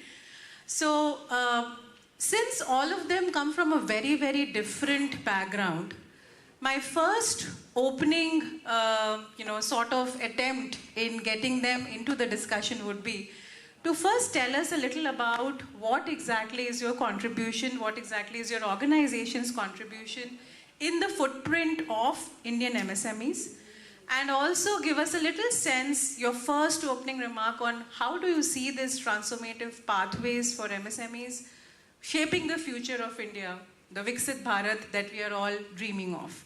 So I would start with Mr. Mishra, and then we can go one round like that. Thank you, Dr. Vartika. Yes, let me start by a statement where let me kind of to accentuate or maybe put things in perspective and let us understand the importance of the MSME ecosystem. There is not a single developed country in the world where the MSME or the SME ecosystem is not a fully developed one. So when we are talking of a Viksit Bharat or a developed India in about 20-25 years time, we have to have our MSMEs as the growth drivers, and the MSME ecosystem must be in a developed space for us to be in a developed domain and a developed country. Just the figures, I mean, I would not bore you with a lot of figures, but the figures, more than 99% of establishments in the country, both manufacturing and services, are an MSME. The MSMEs are contributing close to about 38% in the manufacturing GVO. We are contributing, the MSMEs are contributing, when I say we, because I am representing the MSME Ministry of MSME. So the MSMEs are actually contributing, if not directly, as part of the value chain, of close to about 45% of the total export the country is doing. We are contributing close to about 31.5% of the GDP. And as the country progresses from the primary sectors, occupations into secondary and tertiary sectors, the MSME employment, I mean the people who are employed in a typical MSME, the employment is going to rise, and it is going to take over the employment that has been generated by the agriculture and the related industries into becoming the India's #1 employment generator in about 6-7 years time. That's our prediction. So the importance of MSMEs cannot be emphasized more, and it is on the shoulders of the MSMEs that the country would look to become developed. And I think as you were asking about what we are doing, so the Ministry and the Government of India will dwell upon it in details in the later things, but we are into policing, we are into creating those schemes and programs which are going to help the MSMEs into becoming more sustainable, more competitive, more technologically efficient, more marketable.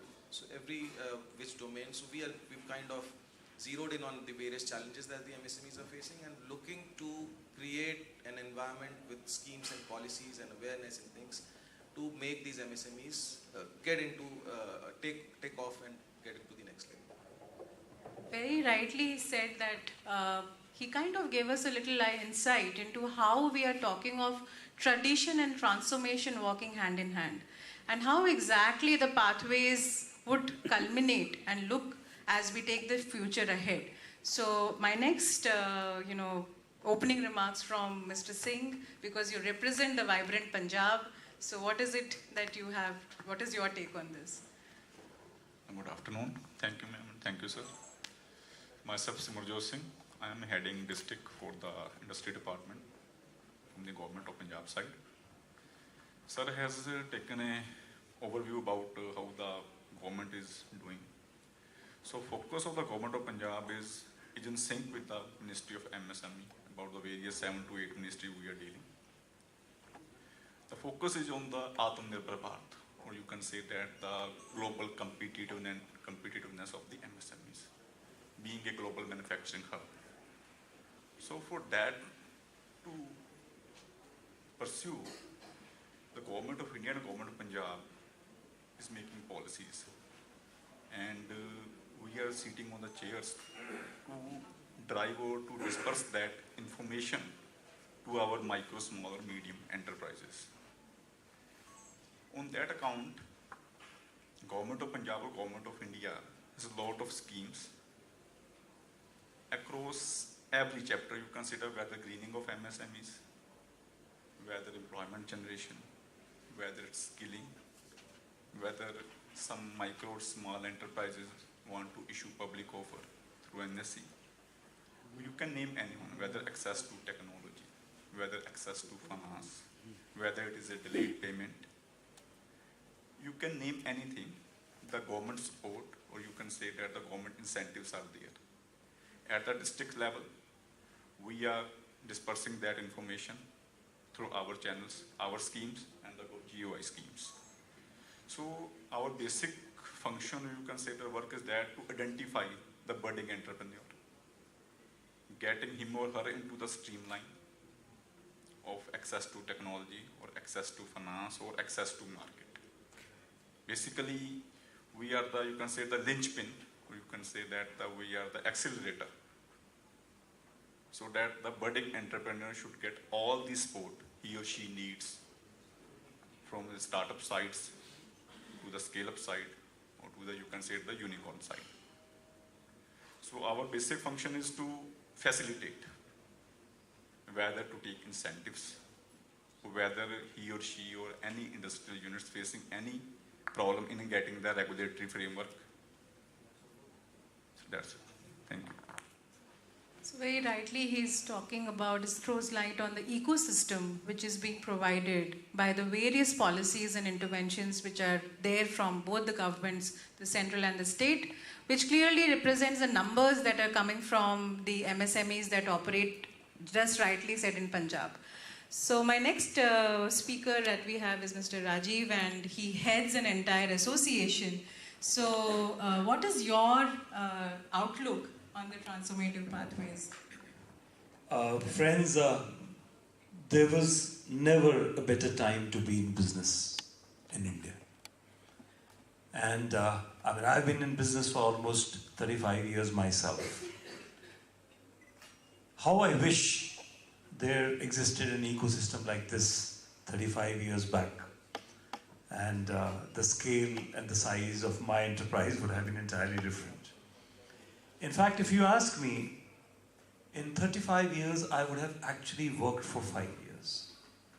30 years I spent trying to find what to do, how to do, where to get the support from, how to get a bank loan, collateral and other things, those were required.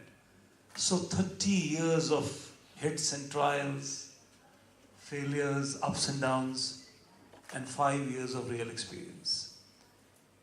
And in fact, this is what inspired me personally, and then a group of other entrepreneurs that were my closest of my friends, that we said, can we create a Google map for business? Today, when you have a Google map, you don't even have to ask anyone for anything, and the Google map would just drive you there. So huge saving on your time, your energy, and your money. So likewise, can we have a great Google map for business that connects the dots and tells entrepreneurs the exact solutions so that they save their time, energy and money? So we created IMSME of India. In fact, IMSME of India's objective is to provide tried, tested, credible, affordable, ready-made solutions to entrepreneurs so that entrepreneurs save their time, energy and money. So the only thing perhaps that I have today is to help you achieve in 5 years what took me 35. And this is, I see happening in the entire ecosystem, at the central government level, at the state level, the way they are trying to introduce the new RAM program, and I'm sure Vinam sir will later tell more about it. So point is that an amazing ecosystem exists today for the world of business. If I just give you one small data from the automobile sector, and I work in that sector extensively, my different plants are catering to the automobile sector. Maruti today makes about 20 lakh cars, 2 million cars a year. And last year, India sold 40 lakh cars. So 50% was Suzuki's share. By 2030, Suzuki has planned to manufacture 4 million cars themselves. And look at what the share of the number of cars that would be sold in India or made in India. Maybe 8 million, maybe 10 million. And this is what I see next 7 years.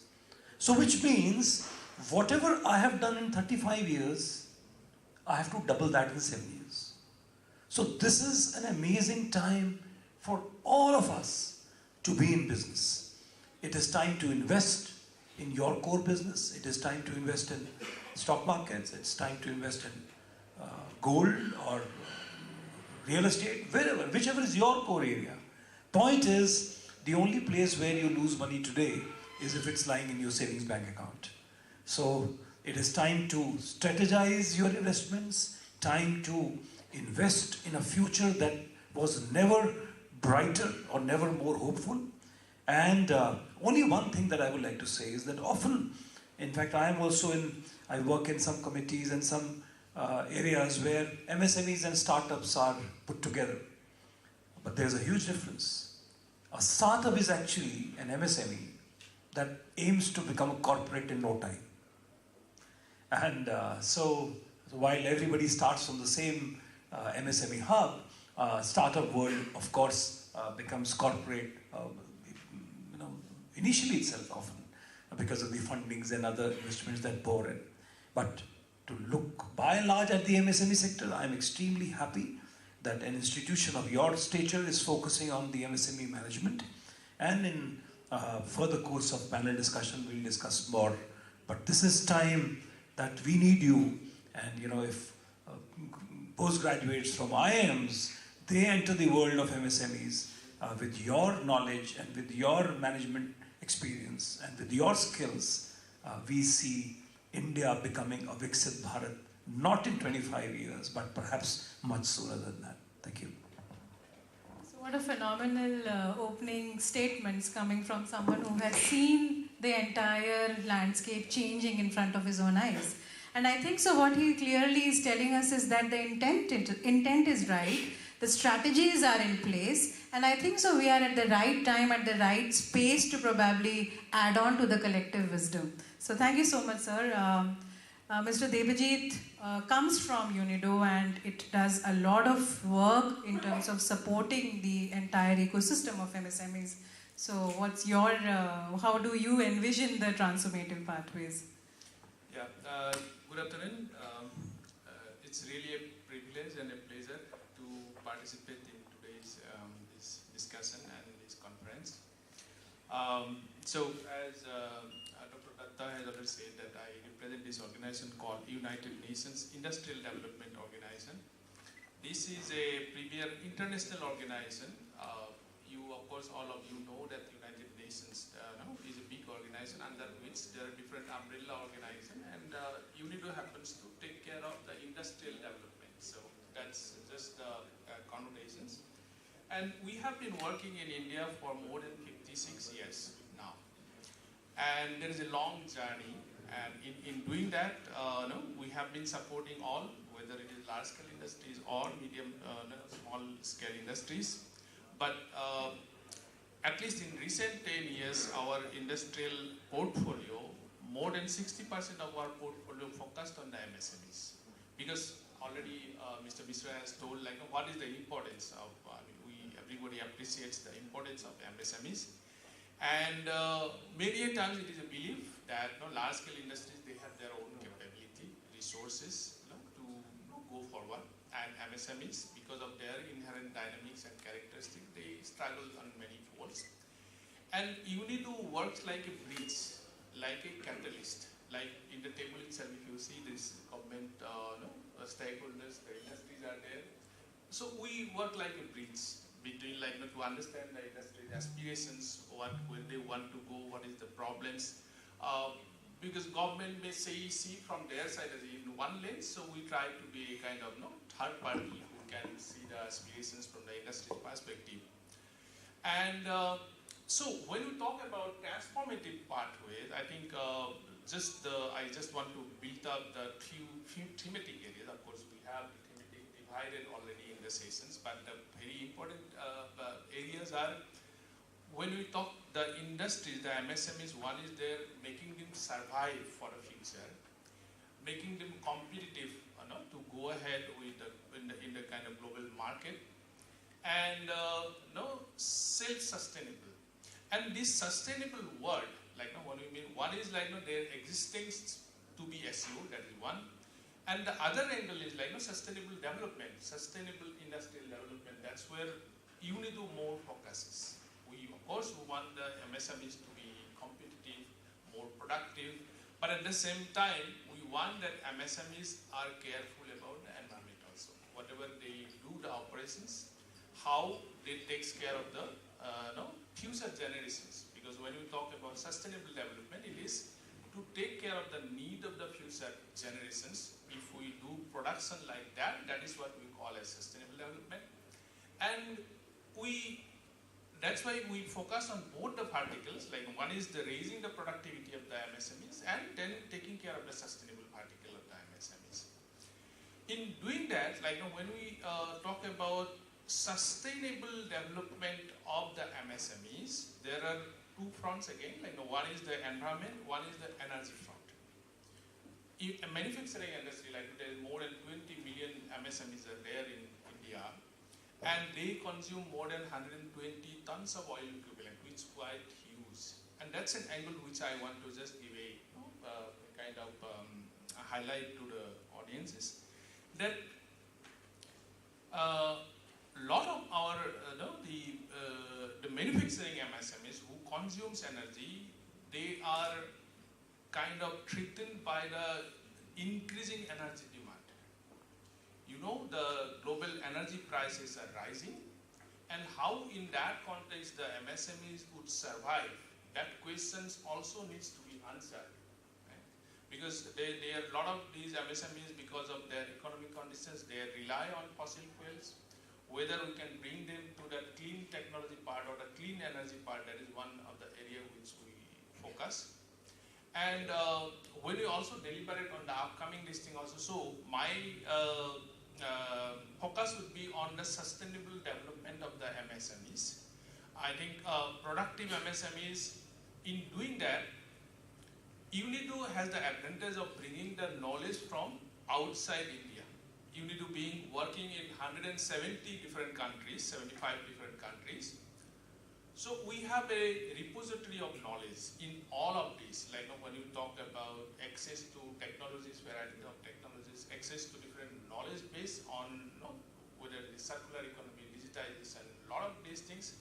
And knowledge repository are already being generated in different parts. So we basically transfer it from India, it goes to different parts, then from other parts also we can bring that knowledge exchange. So as an introductory remarks, of course, we have a big portfolio also with the Ministry of MSME. Right now we are working very closely in different projects which I will highlight in the coming sections. But for us, the access to knowledge, access to the technologies, that is prime, apart from the policy, the access to finance. These are some of the thematic areas which will define the transformative pathways of the MSMEs. That's my initial comments on this occasion. Thank you. Thank you, Mr. Das. I think so. Some phenomenal work and the kind of representation that UNIDO has, given that it has its prevalence in so many countries. I think so. Your remarks were on point. Today, in the opening remarks by our keynote speaker, also we saw that how capitalism and socialism have to go hand in hand. So just growth is not something which is what we should focus on. Sustainability definitely is the engine which should drive growth. But I'm taking a little detour now and getting into the themes. The primary theme, I believe, because we are talking of Atmanirbharta, we are talking of self-sustenance. I would want, maybe I would start with Vinamraji.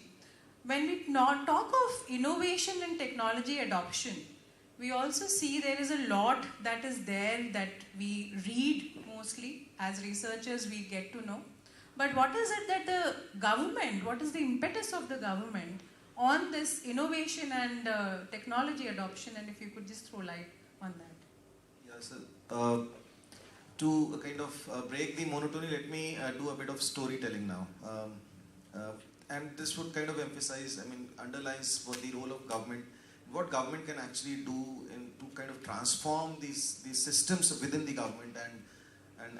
So the time goes back to 15th of August 2014, when from the Lal Killa premise, Honorable PM egged all of us to create a program which can ensure process quality of the MSMEs, and also at the same time having zero effect or any negative effect on the environment.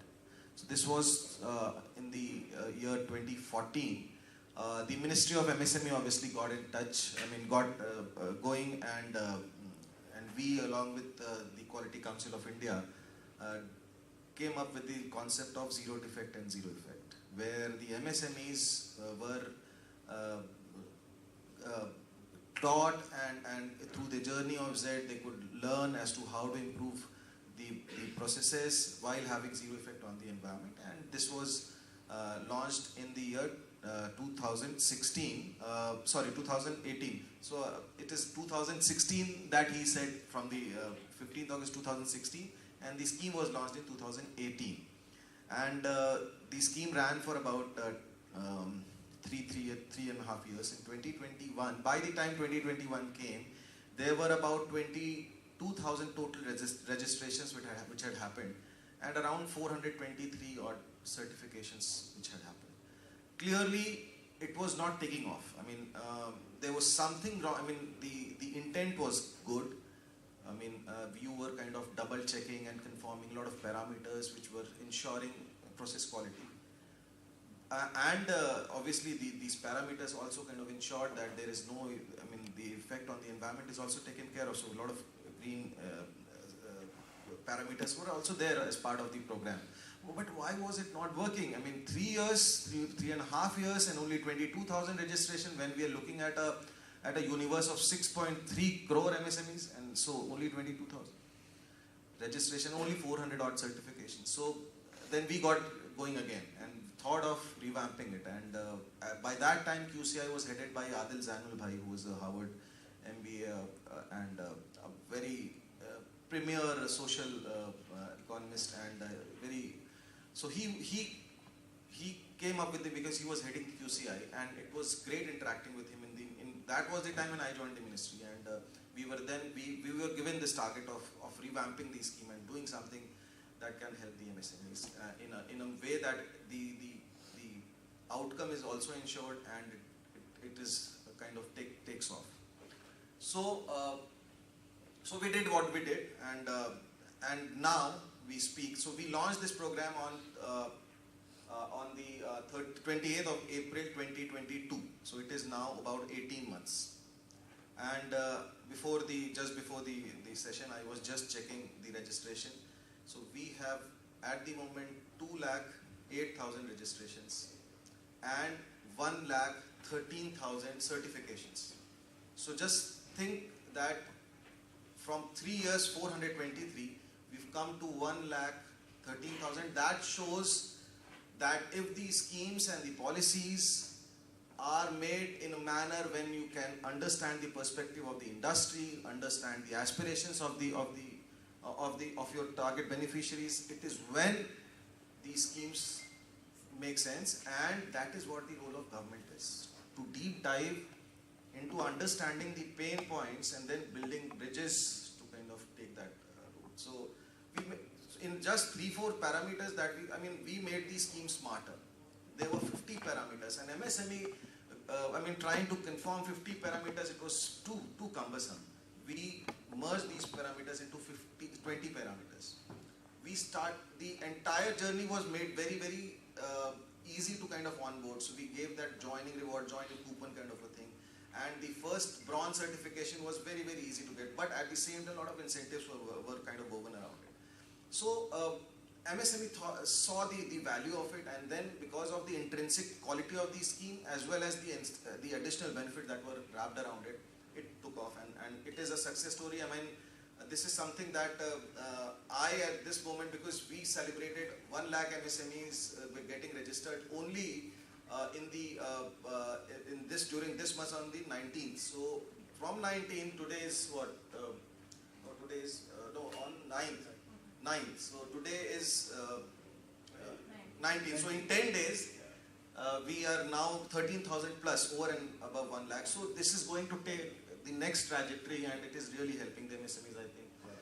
Singh sir will also say. And regarding just quickly about the innovation part, the MSME system, I think last year I took a very detailed innovation, I had a session of in itself. We are looking at creating a holistic, a single window kind of a thing, where the incubator or an innovator having an idea can come up. Host institution can be selected from the drop-down menu. Incidentally, IIM Amritsar is also now a host institution. Then it gets the idea going. We support the idea with 15 lakh of rupees.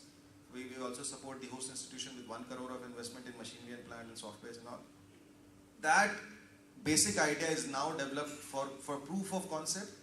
We are now having a design scheme. So the next vertical is design scheme, where we'll be working with a lot of IITs, ISC Bangalore, NITs, who are working with the innovators to get the proof of concept and get the prototype design and improvement on the design aspects. We give 40 lakh of rupees. And then when both the things and you have design in place, you need the protection of IP. So we have the IPR scheme with IPFCs running over the country, or the breadth and length and breadth of the country, where we are ensuring these IPFCs, the IP facilitation centers, work with these innovators to protect their IP.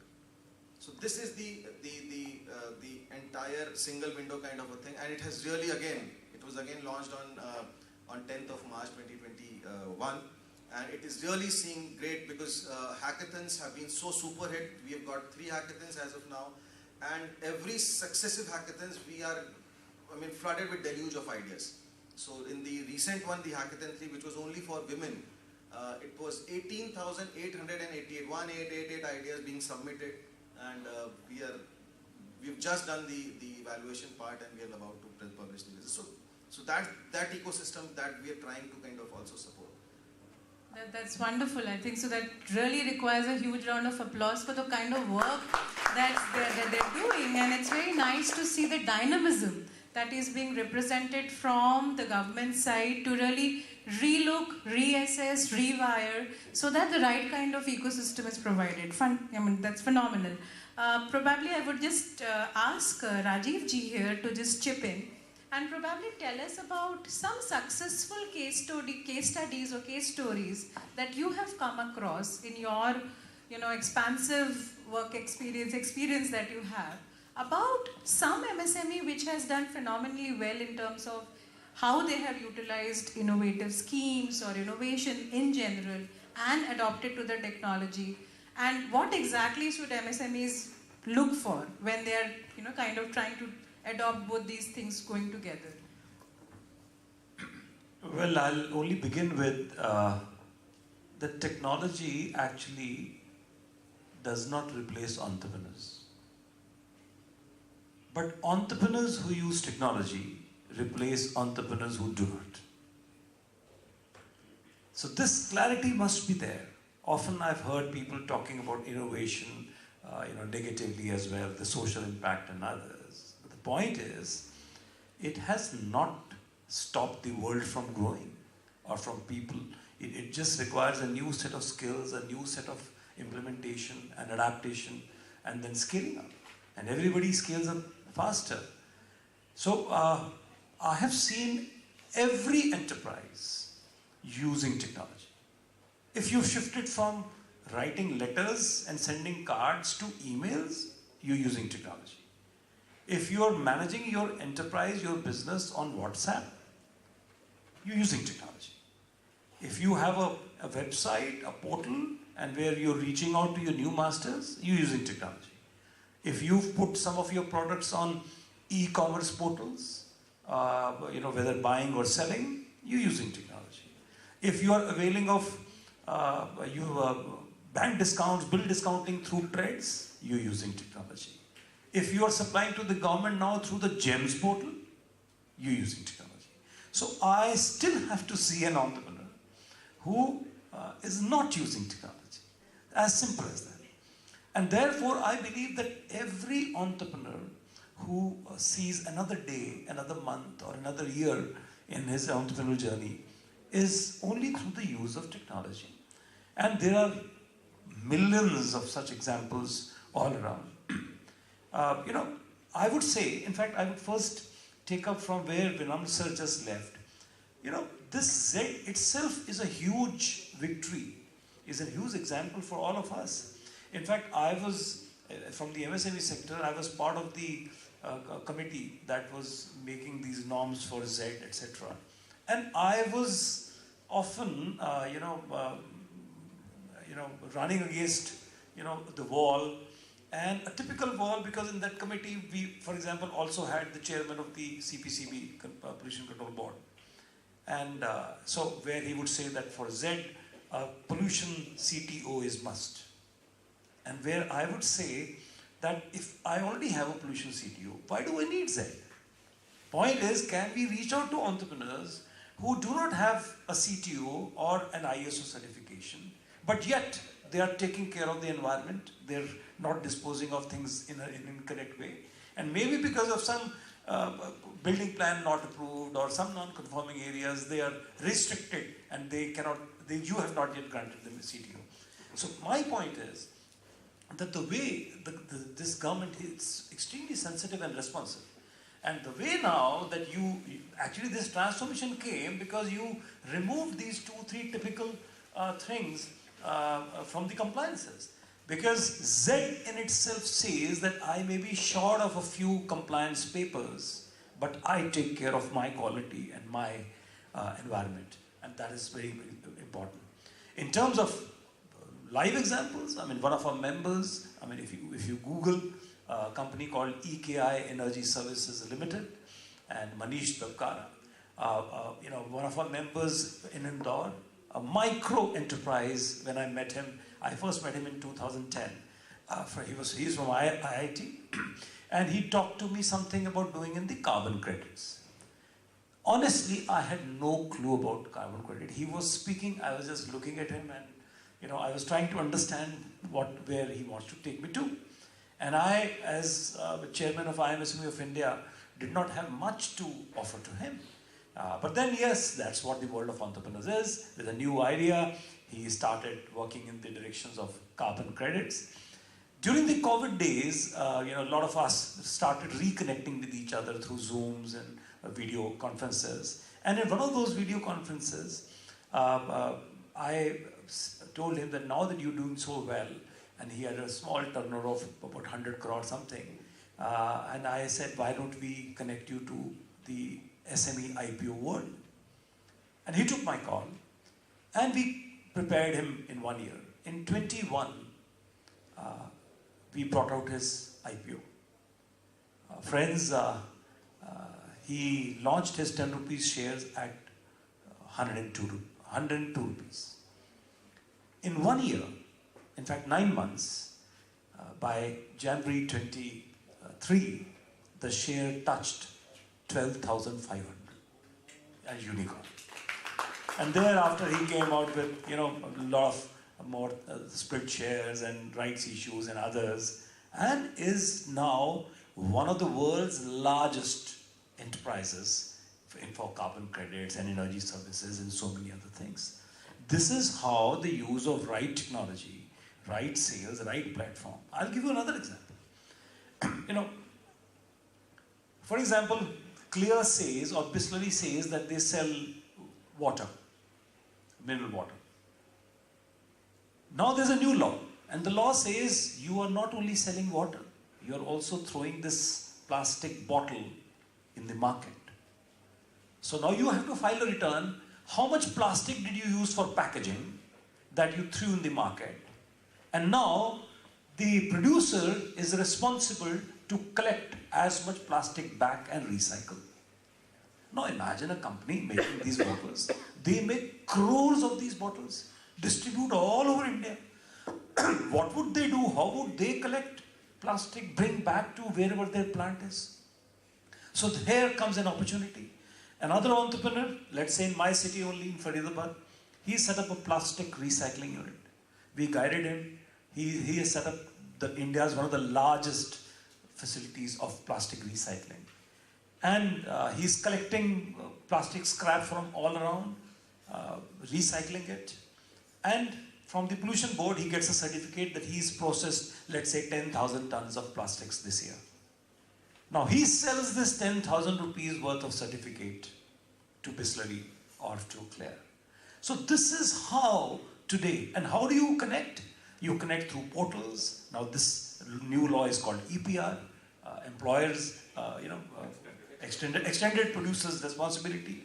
And similarly, carbon points, carbon credits, plastic credits, this is all happening around with entrepreneurs who are using technology in getting the right projects and getting the right scalability through use of it. So there are many, many such things. I met another entrepreneur in about 15 days back, and he came to our office and he said that he's developed a concept called YOLO, you only look once, and where through the use of sensors and cameras, it's a robotic arm that immediately picks up and segregates waste, the plastic waste, the metal waste, the organic waste, paper waste, etc. And every housing society, every municipal corporation, every area would need that kind of a thing. And now we've connected him to a manufacturer someone who's already manufacturing these cranes, small cranes and robotic arms, etc. And where he's trying to integrate these concepts to ideas to take it up faster. So my point is that there are many new projects, many new areas which are coming up. And in the existing setup, for example, in my last mention, I mentioned about my own enterprise. I have to double my production, everything in next 6-7 years. How do I do that? Will I buy that infrastructure again? Can I afford another factory in Manesar? Not possible. Because what I purchased perhaps was for 5-6 crore 7 years back. Today that land building itself is worth 22 crore. So how does a small entrepreneur grow? So I grow with the use of productive technology, the use of implementation of Industry 4.0 in my enterprise, where higher productivity, lesser cycle time, we're using that. So be it a manufacturer, be it an exporter, be it anyone, there are millions of such examples. I find everyone using technology, and that's what the world is all about. So as he had rightly said that it's almost like a Google map, IIM SME, you go there and you get all the knowledge. Here he's also telling us so many case studies, successful case studies of how they are adapting to technology and innovation. So my next, maybe just because you had mentioned in your opening remarks about sustainable technology, sustainability and green technology, And we know the SDGs which have been set up by United Nations, particularly referring to this. What exactly is UNIDO doing? Is crisply, shortly, if you could tell us that, what is their expectation and how does UNIDO aid the MSMEs in, probably keeping all that in check? Okay, crisply. Because I also see the time is running. I know. So, one small example, like these flowers. There's a huge market of flowers in India, and the flower generator who collects the flower, for them the biggest issue is about the storage, because flowers are seasonal, and when they ripe, you need to pick up, and then whether the demand is there or not, you have to still bring it. And how do they preserve it? How long they can preserve it, that's a big challenge.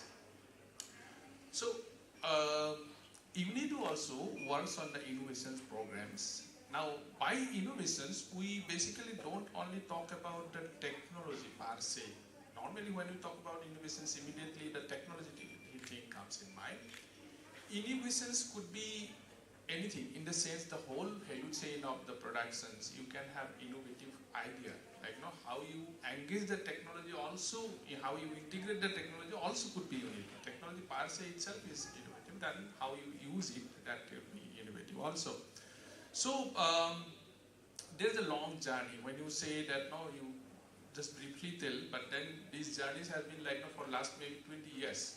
So we have two programs with Ministry of MSME where we try to also incubate and mentor these startups.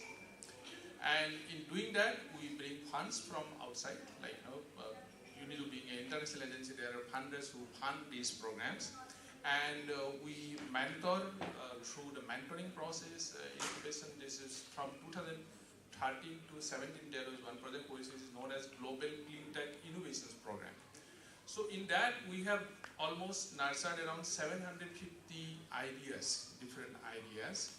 And we see from the sustainable angle, not only the productive side of it, but the sustainable angle of it.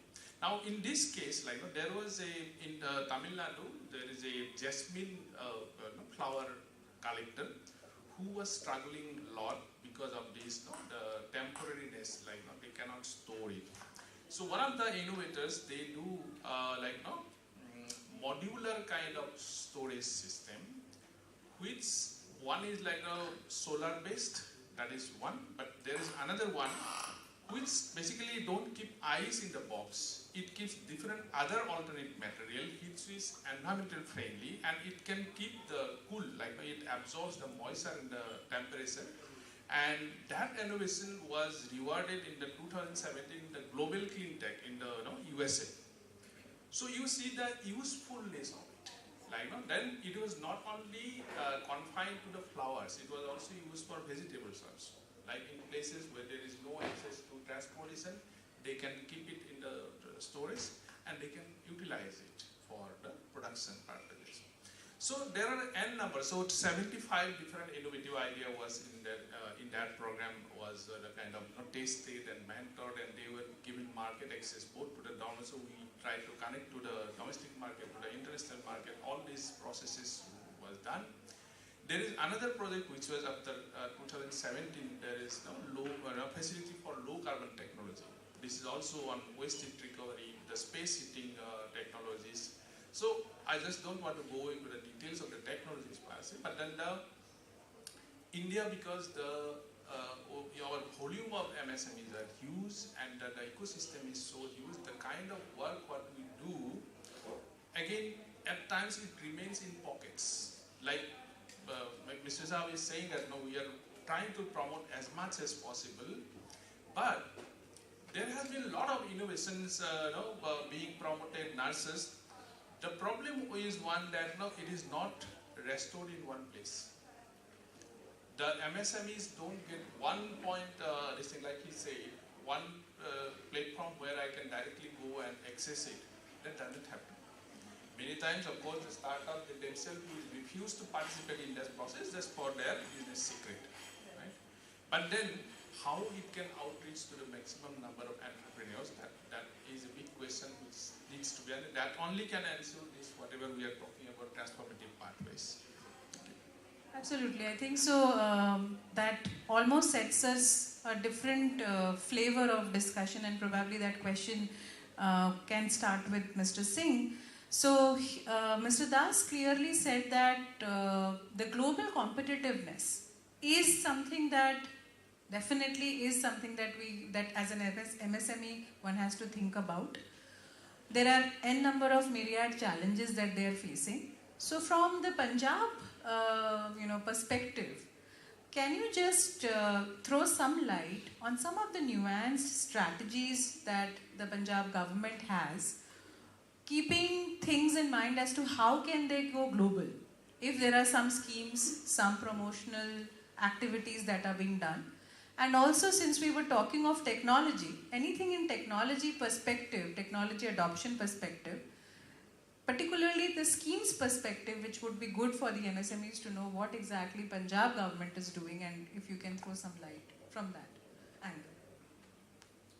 First, I want to start from the jet scheme. Basically, I think 5 to 6 months back, Punjab is the number one. Then Tamil Nadu taken the lead from us. The basic thing is that the industrial promotion officers who are at the field level, they are guiding the MSMEs how to get their product or processes, how to get the digital twins from the common facility centers the government of India has created. Or some you can say that the tie-up with academia, we have a GNA University at Fagwada in my district and the LPU University. So we try to tie it up with them so that the basic first thing is the workforce. To make, you can say that the MSME globally competitive, you need to adopt what Das said, sustainable manufacturing practice. For that, to incorporate, you have additional cost. That is the thing. If you want a green building for MSME, you should have to incur additional cost on it. So if you want to solarization, rooftop solarization, you have to put an additional cost. So the government of Punjab get in touch with the city, and we have a project management unit of city where we can 100% finance the solarization, 100% finance the green initiatives of the MSME by just taking to 15% to 25% of the FD from the unit. And that guarantee fees can also be paid by the government of Punjab. But that is the one aspect. Second thing is the workforce, the skilling thing. And that aspect, after the COVID-19, the employee-employer relations changed a lot, I think, in the favor of employees, from my perspective. From that point of view, employees want to gain traction in the, you can say that in the JED certification also, it is a parameter of the worker participation in the processes. So what we're trying to do in District Kapurthala is that all the government officers, like from the factory department, from the pollution department, we educate our employees from the industrial area, or you can say that from the industrial focal points. So what is the good manufacturing practices, or what is the good processes? You can say that we have some switches factory. We have 5 to 8 switches factories in the district of Kapurthala, and they have around, you can say that 10 to 12,000 employees. So we created a program, bring them into one place. We try to tell them what the world is thinking of you. So what is the digitalization of the workforce? So what is the real-time decision you can take on the shop floor without consulting your owner or your manager? So all those things, you can say that the JET program is basically the, you can say the combination of governments, regulators, industries, and the community. And we try to implement on the ground, on the shop floor of the industry. So that's the thing. From the side of the technology, we have a seed grant of 25 lakh to 50 lakh. Whoever had taken the silver or the gold certification, who want to adopt the new technology in terms of, you can say that the water treatment, zero liquid discharge, government of Punjab is giving 100% capital subsidy up to 50 lakh. we are incentivizing. We are incentivizing that through employment generation subsidy to the JET certified MSME and our policy, industrial business development policy, we have mandatorily put the question that if you take the JET incentive, then you will get the benefit of electricity duty exemption, you will get the benefit of GST reimbursement, any benefit you can take, but first you have to be certified as silver or gold categorized unit. That is spurred the growth, and we was #1 in India. But Tamil Nadu has taken up, and we are strategizing how to build a Tamil Nadu. So you can so from the technology side or from the access to finance side, the problem is that basically micro units, when they achieve the sale to 1 to 5 CR, they are happy doing good. But the problem is that when they get the bigger order and when they have to ramp up the production immediately, that's the big issue. That is where the industry 4.2, the data leveraging. What they don't use is data leveraging. They are just don't take the data, just it's a raw material, this is the process, and labor has to do this, and our quality manager will check. What is the planning execution stage? Data leveraging should be there. We are working on it, and we have presented the project under the RAM scheme to the Government of India. We hopefully think UI has approved it. I think the Secretary of MSME is coming on 24th here at Ludhiana. Okay, thank you, sir. Thanks a lot. Thank you. Right, so we can clearly see that there has to be some very nice points which were made by Mr. Singh, that purpose and meaningfulness of work is something that the worker at the forefront has to realize, and that's very nice as an attempt to be made, attempt that is being made there. So due to paucity of time, what I'll quickly now do is probably I'll ask Namraji to tell us about the government initiatives, particularly about, we have heard this a lot, that Indian MSMEs, somehow the products which are being produced, there have been a lot of criticism about the quality per se. And that is where we have all these certifications, which is definitely putting things in track. But from a micro unit to really look forward to become a medium and scale up operations, what is it that the government is doing from their side to really create an ecosystem like that? So certain schemes, certain nuances that you could probably highlight. You've touched a good chord there, where when you say that the upward migration from a single person enterprise, a nano enterprise, to a micro, and then from a micro to a small, and then from a small to a medium, and medium to a large and a unicorn. So that's what has to be the journey of a typical MSME, and the categorization of MSME typically is on a dual interlinked parameters of investment and turnover, and with the UDYM registration, since at the back end we have got the API integration done with the GST, with PAN and the Aadhaar UIDAI. So with the input of Aadhaar number and the PAN number, we are actually, and the GST filings, we are actually calculating at the back end as to what's the classification of the MSME. So MSME doesn't have to tell us, it is basically at the back end, it's auto calculation kind of a thing. And we categorize it into micro, small or medium. Again, let me talk about facts. So ultimately it is the investment and the turnover that the company is doing makes it the classification that it is in. So we have to actually look at a lot of investment into these MSMEs to improve the turnover that it is achieving over year on year. So what's the first thing that comes into mind is the access to finance and access to credit. That's the biggest challenge that the MSMEs are facing. And it's not only the capital or the term loans or things like that which is hampering them. It is actually also the delayed payments from the larger corporates. I mean, the top 500 companies are, they are actually defaulting the more than 90% times within of that 45 days period that the amount has to come back to the MSME as a seller. So there was a report by International Finance Commission, again talking of figures, in 2018, that the total credit gap, it pegged it at 37 lakh crore rupees. So this was 37 trillion, you can say, because there are 12 zeros. So 37 point something, so 37 trillion rupees. And with the inputs from the financial institutions at that time in 2018, we were able to plug around 13-odd trillion rupees. So the gap still remained at 24 trillion rupees. And that was 2018. It is assumed that it is somewhere in the range of 50 lakh crore rupees as of now. And out of that, the MSMEs, out of that 70% is the working capital. MSMEs work on thin margins.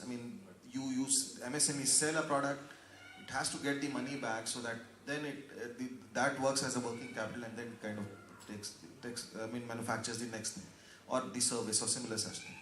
So that is and with a lot of fintech in use, as Singh Saab was also telling about the various capital subsidies that the government is doing. There are so many schemes where we are looking at, say, for greening, we are looking at a lot of a bit of interest subvention. So if the banks are charging you, say, 10% of interest, we say that we will give you 3% from our side. So we give to the banks, and the banks then charge only 7%. So that's a big relief to the MSMEs. Then a lot of products by the government, by various state governments, as far as the credit guarantee is concerned. Professor from University of Maryland, he mentioned about that COVID package and how it helped the employment to kind of sustain the employment even during the COVID time. Similar such thing was done very successfully by the government of India through the ECLGS scheme, and where we close to about 50,000 crore rupees were pushed into the market, which was collateral free and 100% guarantee. So you fail, the entire money will be given by the government, and that there have been some study by some agencies, but not a credible one. But again, the quantum that Professor was telling, we are close to about 3 or 4 times the quantum that we could achieve here in the country. The MSMEs were actually on the brink at that time. It was a huge nosedive into the economy, and now we are actually having that V-shaped recovery.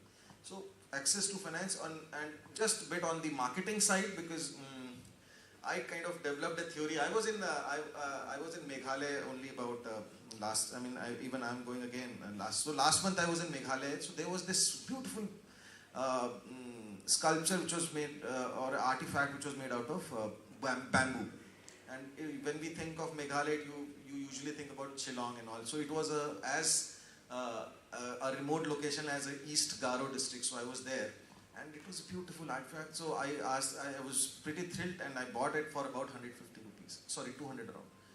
200 rupees. I saw one of these, the same ones in Delhi, in one of these CP mein jo, so it was a small artifact. So I asked the cost. He said it is 2,000 rupees. So that 200 versus 2,000 is the price, is the gap that is there, that an MSME is getting, and the seller, final seller is getting. So that's the gap, and we, through our marketing strategies, we are looking to close that gap.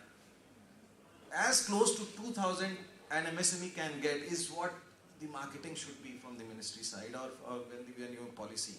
So a lot of things are actually going into policing. I will not bore you. But yeah, we are looking at a lot of internal markets, the domestic markets, and a lot of trade fairs and exhibitions. There are schemes for that. We are also looking at the foreign markets, a lot of export initiations, and a lot of fairs, exhibition, and buyer-seller meets which are happening, and through a lot of subsidies from the government side.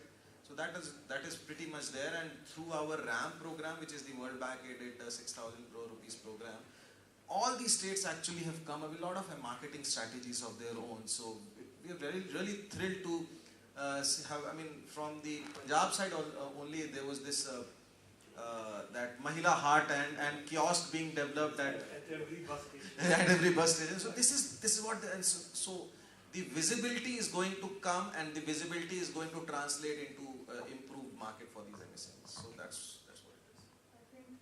I think so. One of the scheme that I was also reading about was One District, One Product. That was a great accelerator in terms of visibility. And now, as we are speaking in the World Economic Forum at Davos, we have an entire India pavilion, wherein the craftsmen are displaying their own artifacts produced, made, handcrafted in India, which is phenomenal. Probably I would ask this question to Mr. Rajiv, that there was a little mention about skill development and workforce management. Since you have seen the entire landscape of MSMEs growing up, accelerating, what exactly do you think we should now ponder upon when we are talking of transformative pathways, in typically talking about skill development and workforce management?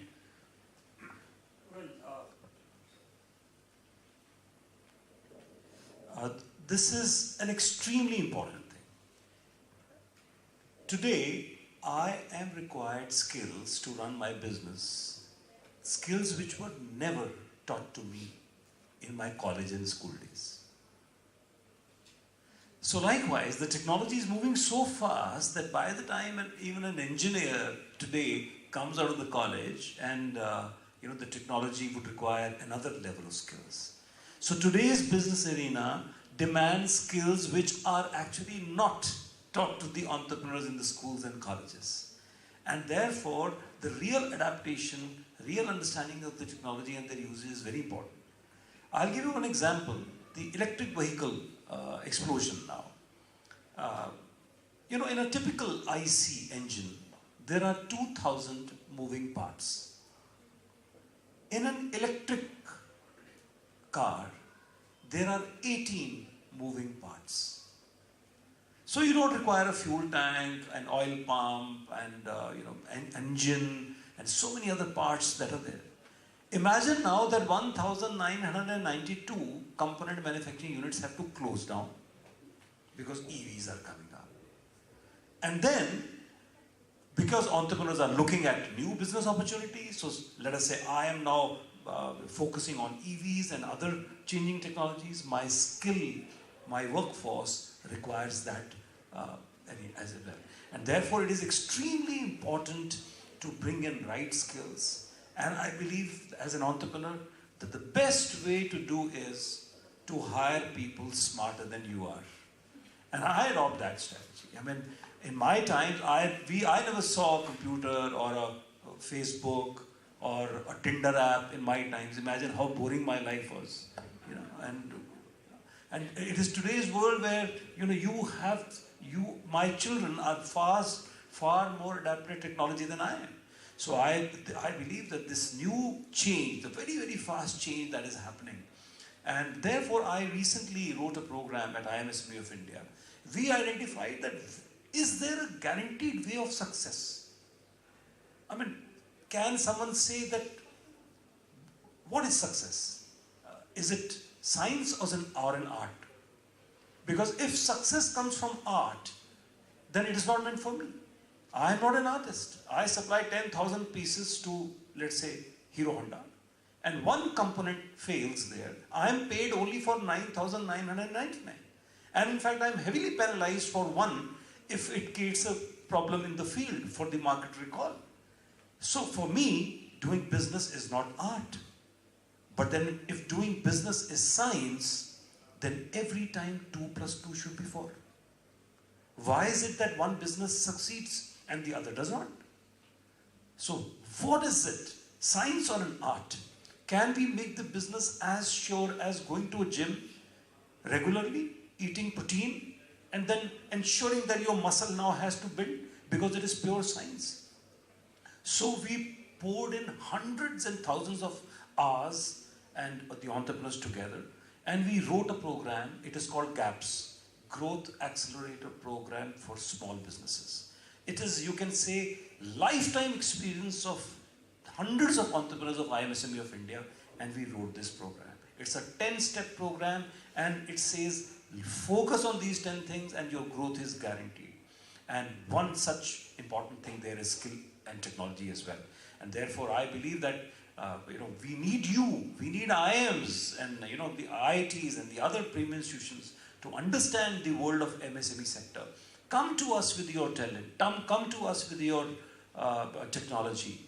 You become entrepreneurs yourself, or join us and help us scale heights which otherwise we could never have dreamt of. Excellent. So probably this would be a last question to Mr. Das. Then we'll have quick closing remarks, and then I would want to open the panel for Q&A from the audience. So we also hear a lot about risk management and resilience, because rightly said, as Sir was talking about, that many times the credit that's required, that is not there. Maybe the person who had the idea man has not there, the team has disappeared in terms of workforce management when we are discussing about that. Resilience, which is bouncing back from adversity, that becomes very, very important from an MSME perspective. So you have some stories, some nuggets of wisdom there which you would want to share with the audience and us? Yeah, I mean, great impact, like Mr. Shah was saying. Like when we talk about resilience, I think COVID is the instance where this bouncing back was very much necessary. And we at UNIDO also brainstormed like how we can help the MSMEs to bounce back. We in fact designed one knowledge base, because at that time physically was not possible to access. We designed one website whose name was itself bouncing back from COVID. That's B2BC, that's the name of the website.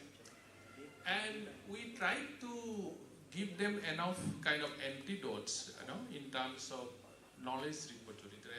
What should be the approach, ideal approach for MSME, suppose they're financially their logistics being disrupted and different other things. We just put it in the website and we get a great response, and then we try to have joint programs also with the different industry associations to have web meetings with cluster associations. We try to do that.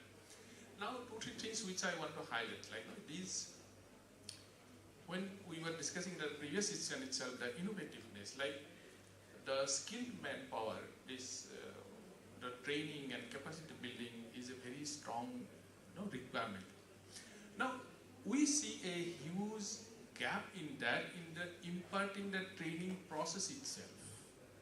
Why? Because we always do the training program in the run-of-the-mill kind of simple presentation. We bring the material is there, whether we don't know what kind of profile the people are sitting there. We don't do profiling, we don't do any training need assessment, and simply say that whatever I feel that it will be useful, we just dump it to the people. And when we say about effectiveness of training program, we just fill up the form, days, tick, tick, tick, tick, tick, and your whole exercise is done. 90% of the exercise is done like this only in the industries. And that's where we basically waste our energy and money. We simply say that yes, the training has been imparted, but then there is no usefulness. Like for example, when we talk about any of the specific technology which is being changed, we are now talking about solar thermal technology, like one of the projects which we are collaborating with the Ministry of MSME. We are trying to give imparted training to the trainers who will be trained the pool of solar thermal resources. An international agency to whom we have entrusted the designing this thing also is ignorant on this aspect. We have to highlight to them that because the profile you have to analyze, then only you can design the program. You cannot simply give a standardized training material to us and then let should be work. This is not done. So at that level, where it is an international agency also can do that you can understand the ground level when we impart the trainings. And so it is that innovativeness in the thought process is required, that seriousness is required in terms of building that, suppose if we have to build the skill of the people, we need to first know what is his capability. Then only it can basically make a matchmaking. The second part is innovative design also in the financing. Now one of the programs which we are doing on the energy efficiency, MSMEs, for them, like energy efficiency or environmental method is not at the priority, top priority. So we need to pull them to this exercise because they need to join this, they need to understand sustainability is important, and you need to appeal them that this financing model also should be designed in a way that that's. So we have designed a financing with help of the guidance of the Ministry of MSME to fill the aspiration of the MSMEs, because they don't have too much of bankable, collateral is not there. So in that situation, what you do? So how to give them low cost finance for promoting this energy efficient technology. So we have been doing this for last 4-5 years and have demonstrated more than 22 technologies in 70 places, and now we are ready to go for upscaling through an innovative financing model. So these are some of the things. Innovativeness, when I was saying, it needs to be seen in a bigger aspect. In every aspect you can be innovative, and then results could be very effective and efficient.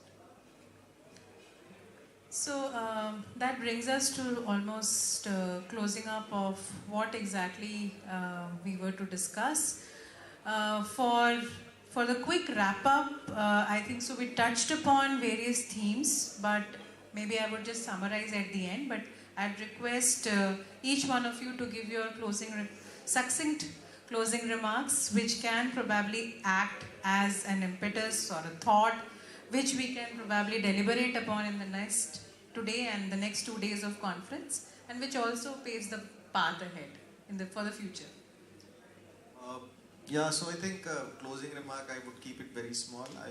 I would repeat what I said in the opening remarks, that not a single developed country is developed, does not have a developed MSME ecosystem. So for the country to be on a transformational path, the MSMEs must be on their transformational path, and that should be achieved with a multi-pronged approach, and hopefully we will be, as I would borrow Chawlaji's this concept of we are actually quickly getting there. The Viksit Bharat, we are 2047, I think, with all the efforts that are being put, and I think that we are on the fast lane to achieving that. So that's what it is. From my side, the Government of Punjab effort is to transform the MSME from the linear manufacturing process of just consider the take, make and waste to the regenerative, or you consider more of the circular economy aspect, so that we can automate our processes, we can globally competitive, we can take on the new innovative productions, new designs, and also to integrately embed it into our MSMEs ecosystem so that they can adopt very easily. So we are there for them, we are incentivizing them, we are hand-holding them, right from the regulatory, right from the approach of the identification of land to the marketing side. Thank you. There was never a better time to be in business. Next 3 decades belong to India and its MSME sector. Our GDP, which is only 15% right now from manufacturing, must come to 25%. And the entire focus of the government, the PLI, the Make in India movement, Ministry of MSME, everything is focused there, and very important. Second, the government is much smarter, using technology much more better than we entrepreneurs. So we have to understand, we have to use the technology platforms that they are bringing to us. We have to use the schemes which different state governments are coming to us. We cannot remain ignorant. We have to utilize those things to really accelerate ourselves. And lastly, for my own internal consumption, remember, the way to success comes from QCDDMMSS. Quality, cost, delivery, development, manpower, management, safety, sustainability. This is the mantra for success. Thank you. Yeah, I would just pin a little bit different view on these closing remarks, that we discuss too many good things. I am just curious, like, how we can, these learnings of the good things, how we can take down to the MSMEs. I don't know the process, like, how whether there will be according to the proceedings or how that can, because this kind of conference, we really discuss so much, not only us, like, there will be a lot of different sessions, and which could be really triggering different thought process to the user, like at the MSME level. So if at all there could be something the conference can do to reach out to the MSMEs in a summarized manner, that these are the takeaway from our conferences and you can use it. That is one. Second is, this academia audience is good for this thing, but can we think of more participation from the industries, like inviting more those who has built up good success stories in India to participate, also disseminated, also at the audience, also in MSME can participate in the future this thing. I think that will be very helpful. That's my take as a closing remarks. Thank you. I think so. All of us would echo the same thoughts. Just for your consumption, I mean, everything is getting recorded. It would be aired on YouTube. It is being aired. It would be there in YouTube as well. So anybody who would want to share it, we would share the links also with you all. So that brings us to the end of this phenomenal discussion that we had. And as far as transformative pathways are concerned, I think so we touched upon numerous aspects, right from innovation and technology adoption to access to finance, to globalization and credit strategies, export strategies, skill development and workforce management. I think so, as rightly said, that it's an ecosystem. It takes a village to raise a child. Similarly, I think so it takes a village and collective effort from all of us to really make the micro units, the small and medium enterprises to become large enterprises of India, for India. And I think so all of us are collectively envisioning the Viksit Bharat that we are all aiming for and working for. Specifically from the academic circle, since I represent our institute, I think so the audience here is largely the researchers who are working specifically in the theme of MSMEs and innovation and startups. I think so it was a great learning to hear it right from the horse's mouth, as they say. So I'll now open the floor for any questions for our panelists. If you have any questions, we can take them. Otherwise, I don't want to hold you up for long between the lunch, which is already served, and the next round of events that are lined up. But quick questions if you have any. And also if you have specifically the question for someone in the panel, maybe you can call upon and then ask. Yeah, hi, I'm Jyoti. I'm working with TCS and I'm a research, yet to start my research. I just completed from IIM Indore. Yeah, so it was very interesting discussion and quite encouraging and motivating too. But 2 points I wanted to understand. I mean, maybe time is not there, but maybe later. One thing is there intra-firm and inter-firm collaboration between the MSMEs? We have talked about government, state government, central government, the training part and mantras and all that. But within themselves, I know MSMEs meetings are also being conducted. Other than that, venture capitalist meetings are also happening. Yeah, we got a question. So, but is there mutual collaboration happening? So I think so the question is about whether there are intra-firm and inter-firm linkages. Well, I think all four of us actually are witness to one fact. As an entrepreneur, I tell my people and I know myself, what I cannot do alone, I have to do in a cluster. So there is a word called cluster. There are cluster schemes from Government of India. So they even fund infrastructure development under cluster projects. UNIDO, they are running many clusters for us to do lean manufacturing and other energy efficiency drives. State level, there are so many clusters which are driven. IMSME of India has completed successfully 27 lean manufacturing clusters in India. And likewise, the GAPS program that we are doing. So all of this comes from there. And just one example, Lord. Recently, in our recent meeting with bankers, we now tell the bankers that before an account becomes NPA, in fact, actually, if for 3 consecutive months, if someone does not pay interest or principal in time, so such an account is declared NPA, a non-performing asset. And then, it becomes a red mark, red flag. No other bank will touch that. So such an entrepreneur hardly would get any support anywhere. So we are now telling bankers that the minute you see stress and before you declare an SME NPA, connect that SME to us. Maybe we can give him more business. If his payment is stuck somewhere, we'll help him recover that payment. If there's a manpower issue, technology issue, we'll try to immediately bring support. If he's missing out on some government incentive, we'll immediately connect him there. And this is what the world of entrepreneurs is all about. And we are all moving together in clusters. Yeah, so just wanted to add just a small sentence that this aggregated or cluster-based approach is the success story of China.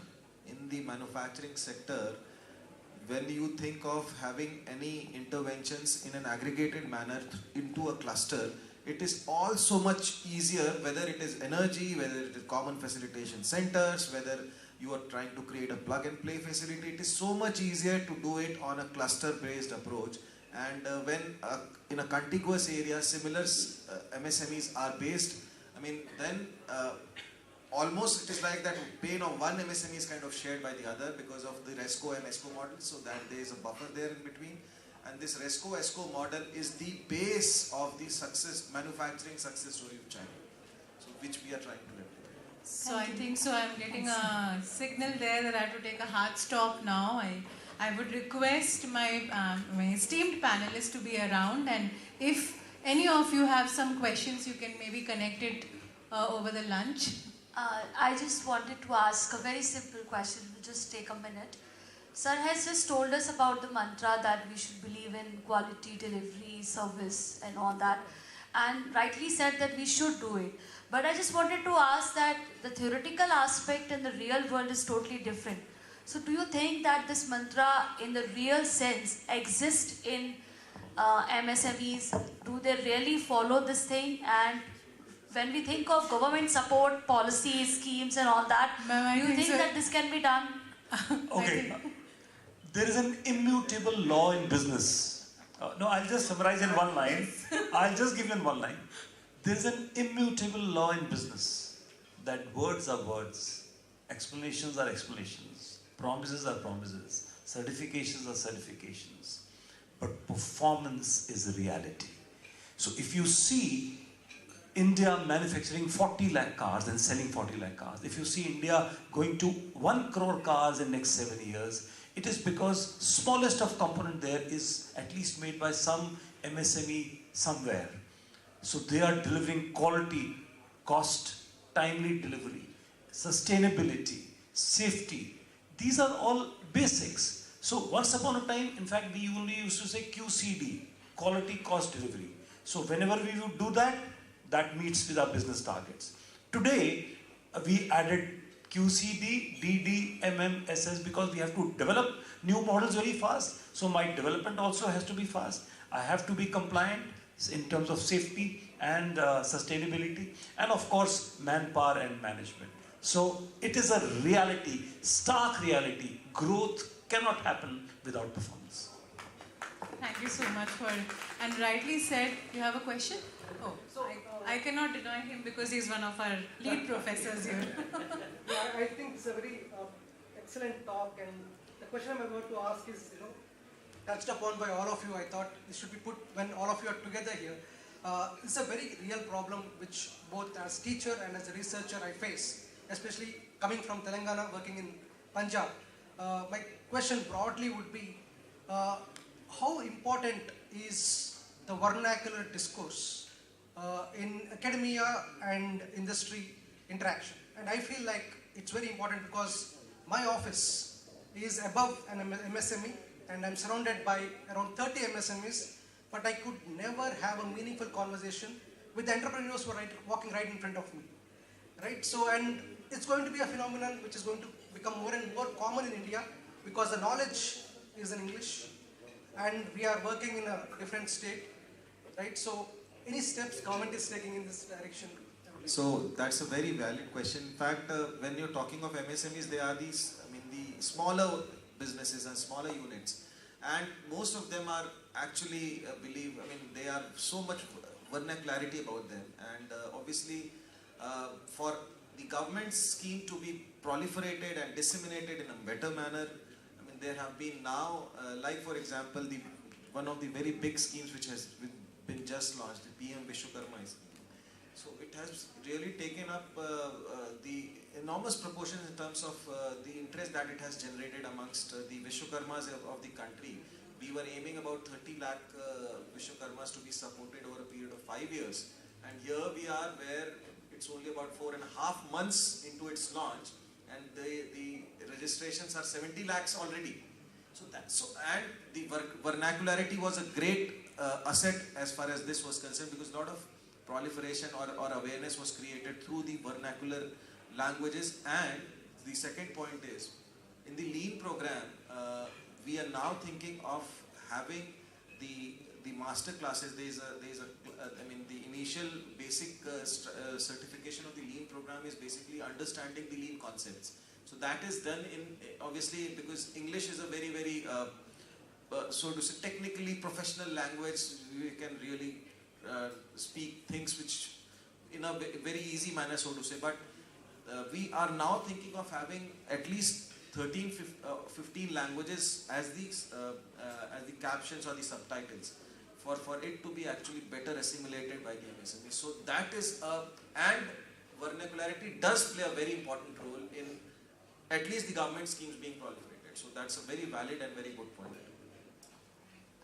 I want to add, 2 months back, we have a young pool of candidates who are joined as a functional manager or a deputy general manager, and we gave them a task to translate every government of India scheme, which is in English language, to Punjabi language. I will give you the QR code. You can just scan it. One side is Punjabi and one side is English.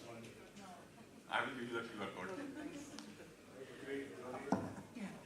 Thank you so much. I really want to take this opportunity to thank the esteemed panelists here for being so patiently listening, adding, and kind of alluding to this important theme, which is really the centerpiece of our conference, of our deliberation together.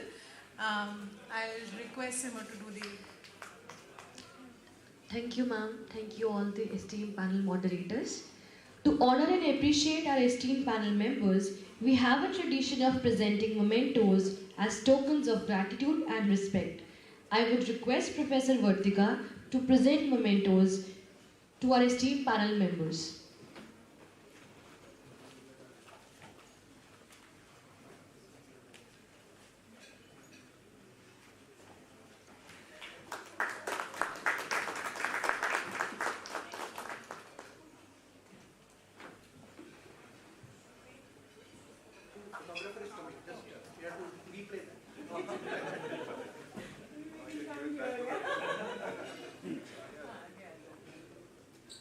पीछे आया थोड़ा सा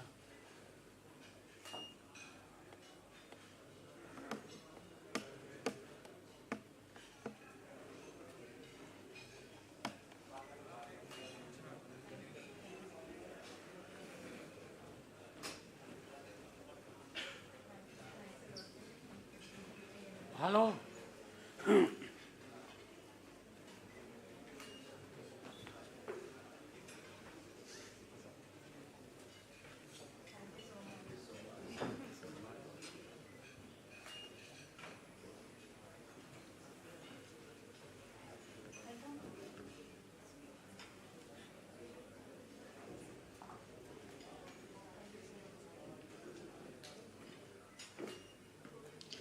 Thank you, ma'am.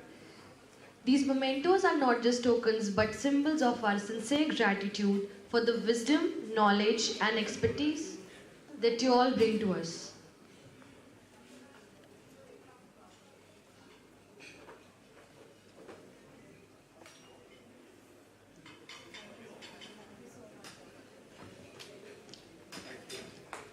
I would again like to thank Shri Vinamra Mishra, Shri Simarjot Singh, Shri Rajiv Chavla, Shri Debajit Das, and Professor Vartika. I believe it's the right time to have a lunch break. Please proceed to the designated area where a delicious meal awaits. Use this opportunity to refresh and recharge. After the lunch break ends, I would request the presenters to move to their designated areas for paper presentation. We'll reconvene shortly after the lunch break. Thank you.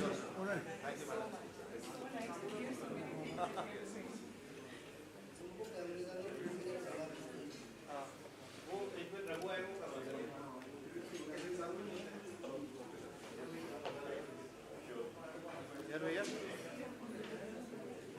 हो गया नहीं अब है ना live stream बंद हो गई हाँ ठीक है मैं क्या कह रहा हूँ इसको ना टिल्ट सही करो ये टेढ़ा आ रहा है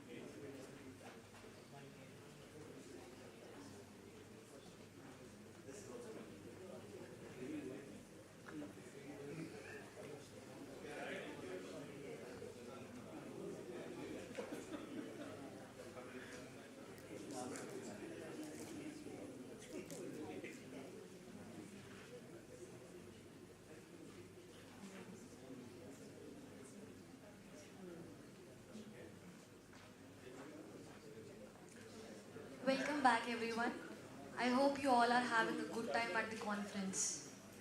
For our next session, I would like to introduce our distinguished speaker, Dr. Satinder Singh Rekhi, the CEO and founder of our System Groups. We are fortunate to partner with him on the Rekhi Center for Excellence for the Science of Happiness at IIM Amritsar. Dr. Rekhi is a pioneer in teaching the science of happiness, initiating research and spreading happiness. He believes that whatever you can do unhappily, you can do it better happily. He has an electrical engineering degree from the prestigious Indian Institute of Technology, Kharagpur, and a master's degree in business from California State University. He received his doctorate from Amity University. He was awarded the Distinguished Alumni Award from IIT Kharagpur and the President's Gold Medal from California State University. He was conferred the title of Professor Emeritus by Chandigarh University. Before Sir presents his session, I would request Professor Ananya Syal, the coordinator of the Rekhi Center of Excellence at IIM Amritsar, to present a memento to Dr. Rekhi as a token of gratitude.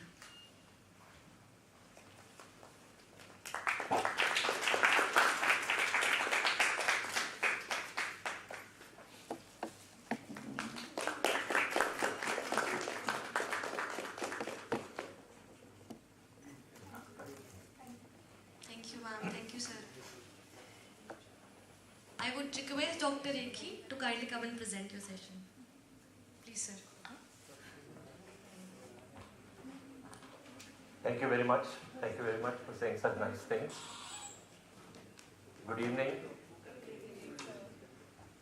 Good evening. Okay, I'm going to say good evening, and I want you to say it back. Good evening. Good evening. Thank you very much. I was talking to this group. This is a brilliant group.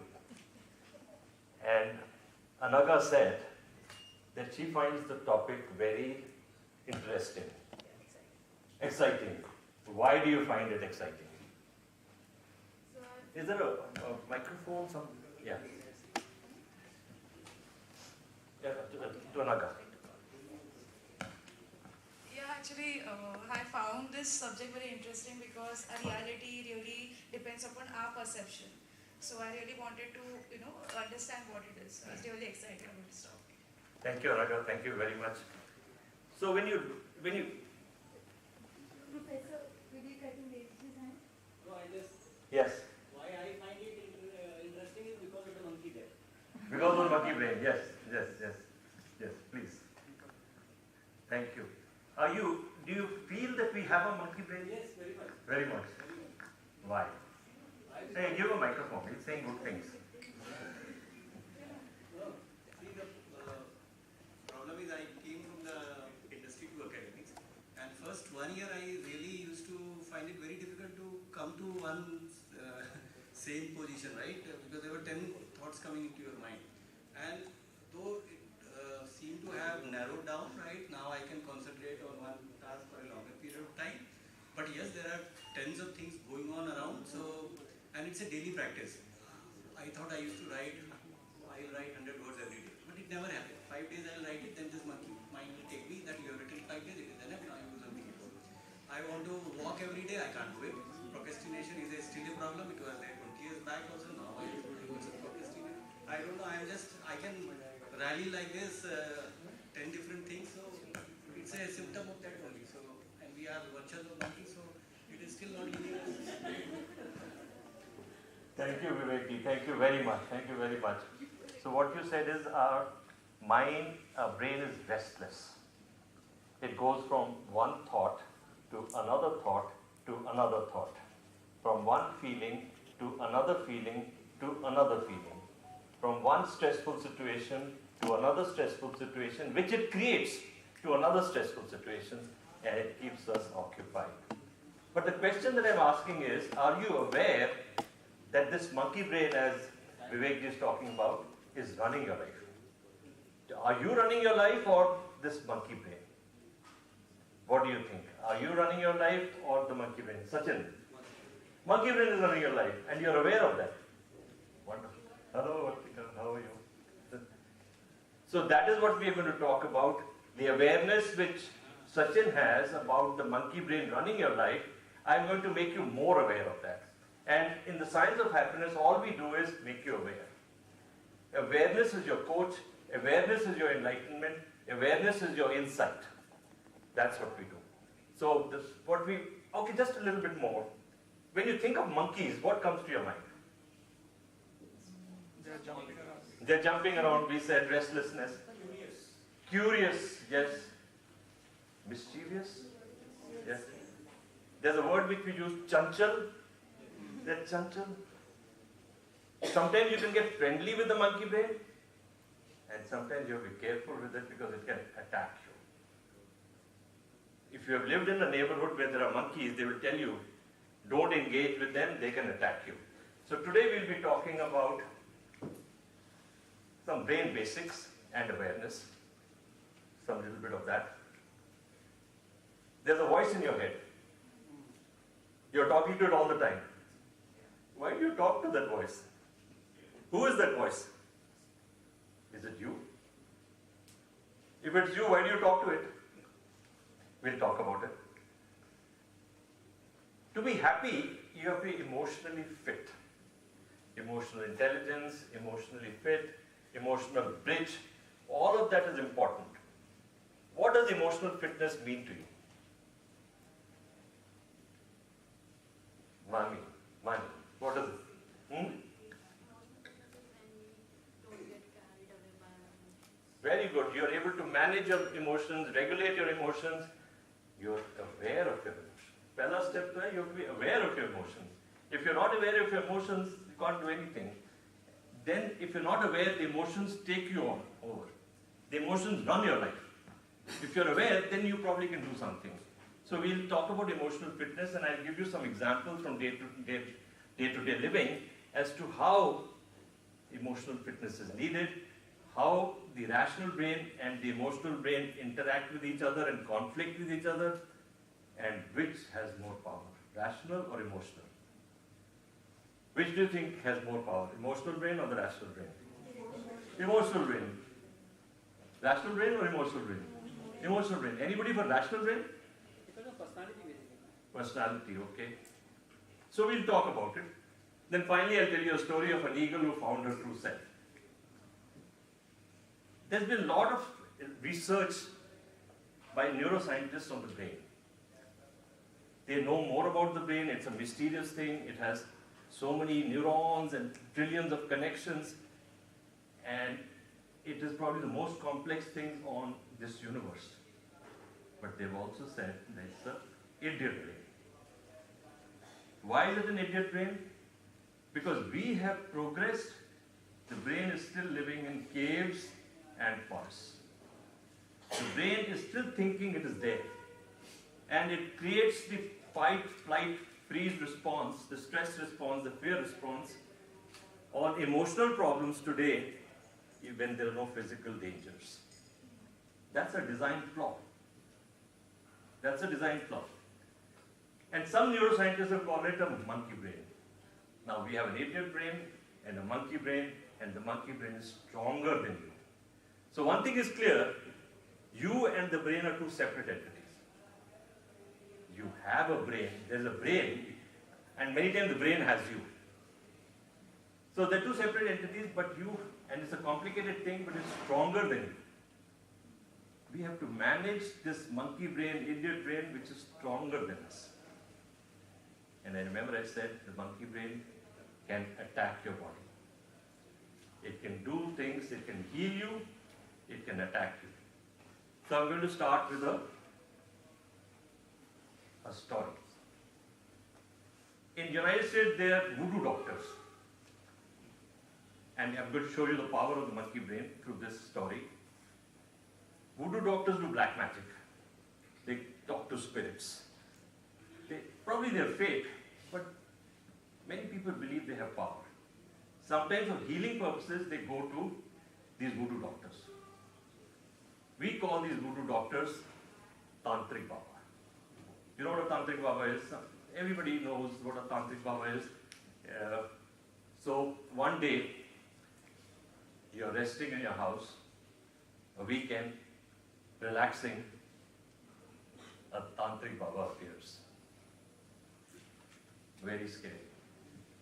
He says, give me all your possessions. Give me all your money. There are two parts to this story. This is the first part. And I want you to, this is kind of a thought experiment. I want you to think that you are that person. So Tantric Baba comes to you, asks you for your wealth and possessions, and you say no. He gets very angry. He gets very enraged. He throws ashes at you and curses you. He says, you see the lizard up there? That lizard will get inside your stomach and you will die. He curses you and he disappears. You feel awful. What has happened? Somebody has cursed me. Is this going to happen? Will the lizard actually get into my stomach? Will I die? You start worrying. You start feeling something's wrong with you. पेट में गुड़ शुरू हो जाती है. Some gurgling starts inside your stomach. And you look up, the lizard is gone, disappeared. Lizard भाग गई, it's gone. So is the lizard inside your stomach? You start vomiting. You vomit and vomit and vomit. They give you medicine, you vomit. They give you some food, you vomit. You lose your weight, out of weight, 20 kgs of weight is gone. You're close to dying. This is the part one of the story. Is this possible? Yeah, is it possible? But there's no lizard in his stomach. This is a kind of placebo. This is nocebo. Placebo you heal, but you're right. But really nothing happened. So you go to doctors. Doctors say you're a fool. You're an idiot. How can a lizard get into your stomach? This feeling is all nonsense. They make you feel very shameful. They make you feel as if you're an idiot.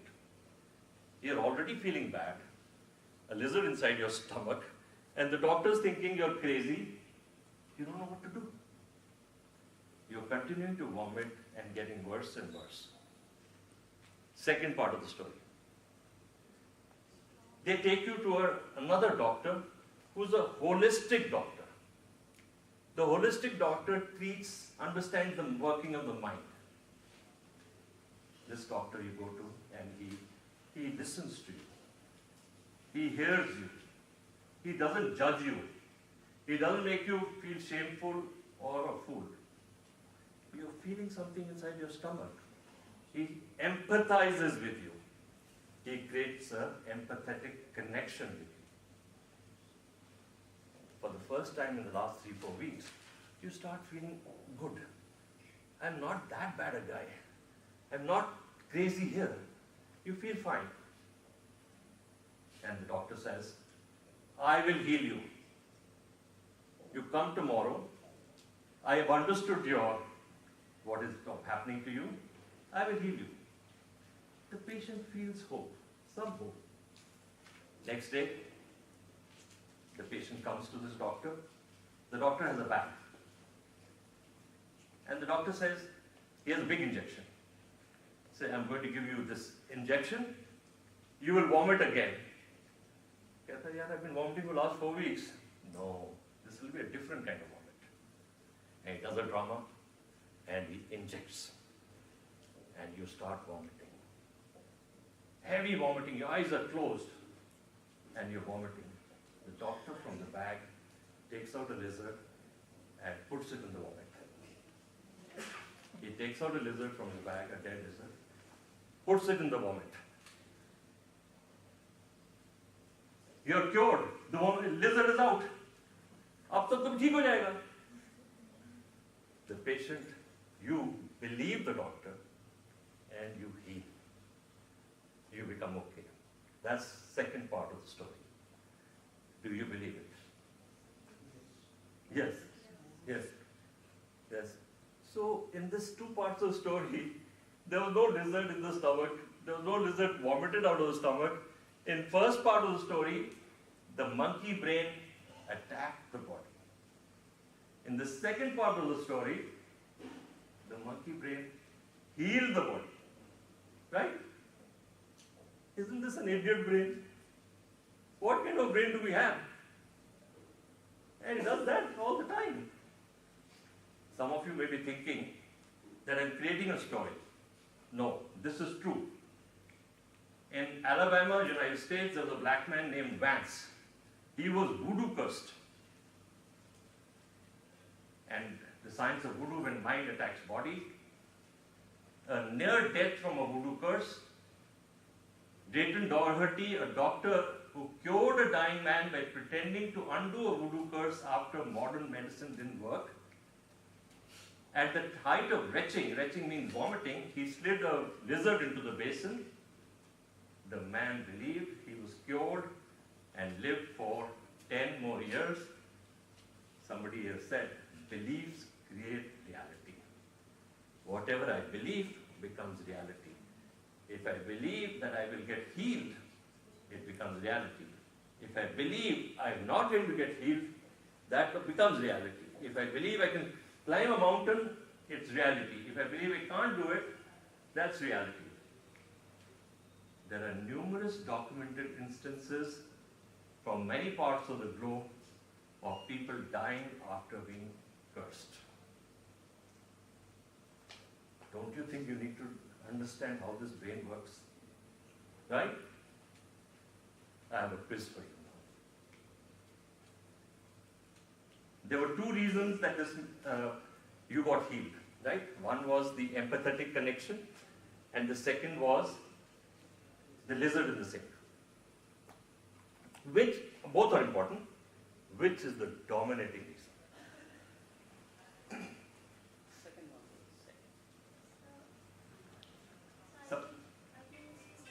Second one. Why? Trust.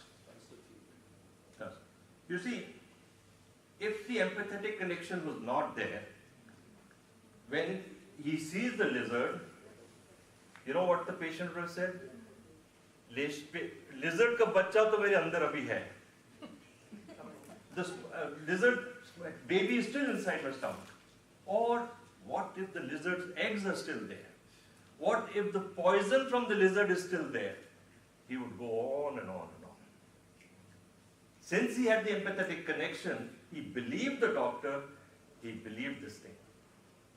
So that's why when we are teaching the science of happiness to doctors, we tell them it is important to create an empathetic connection, because healing is biology plus psychology.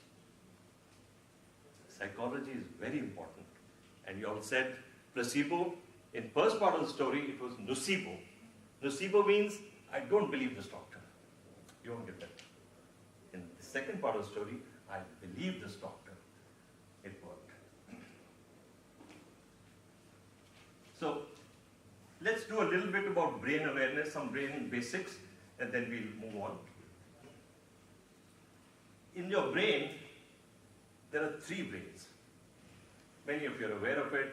As we evolved, we had the reptilian brain, which is the instinctive brain. When I put my hand on a hot stove, my hand goes up. It's the instinctive brain. There's no time for thinking. The reptilian brain has a lot of autonomy.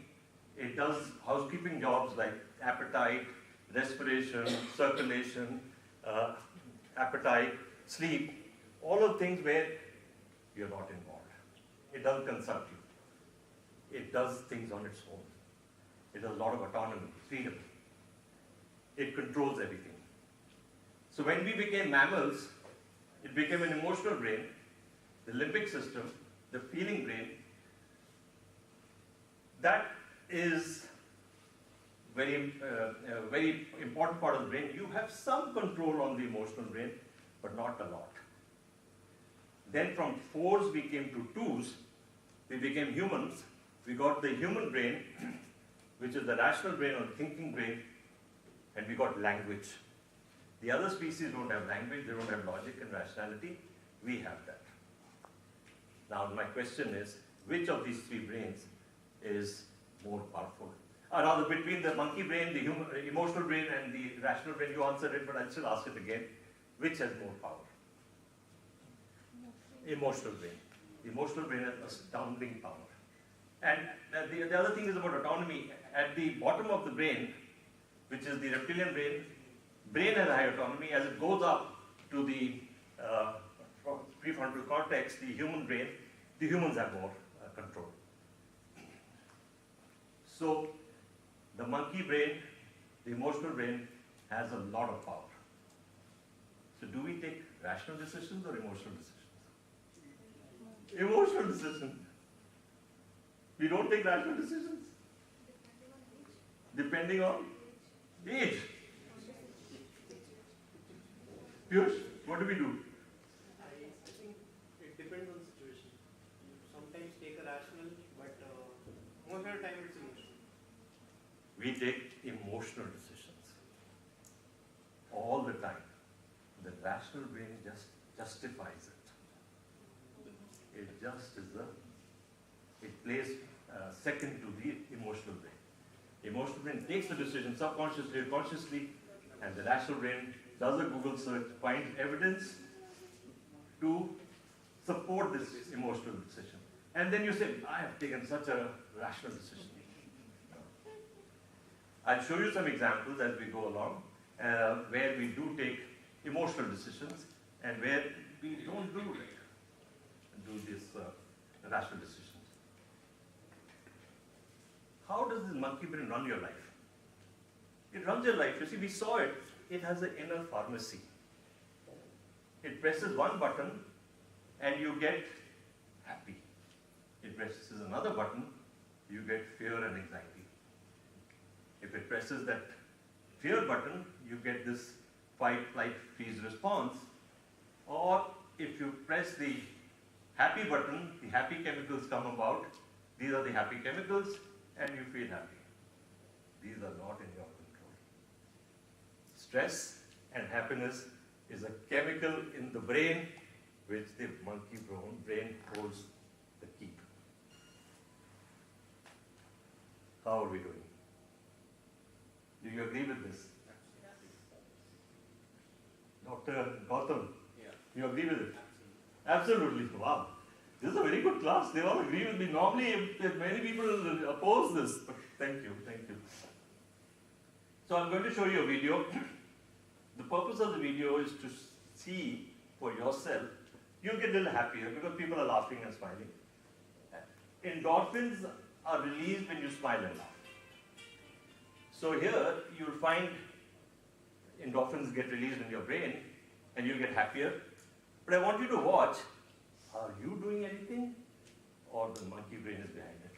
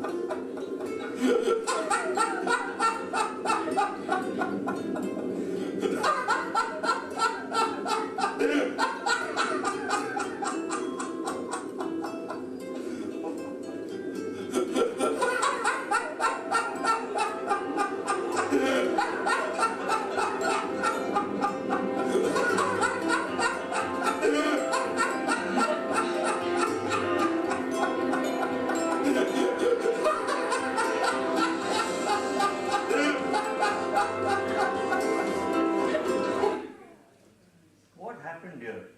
Was that a happy event? No. Was that a humorous event? No.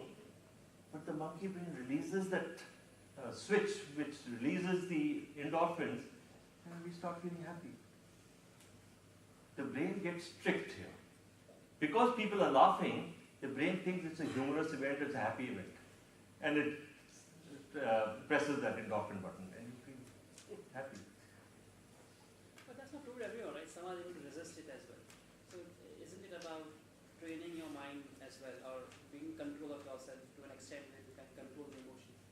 But that's what we are talking about. If you get aware, then you can regulate the control. But if you're not even aware, then you're in the cycle, autopilot.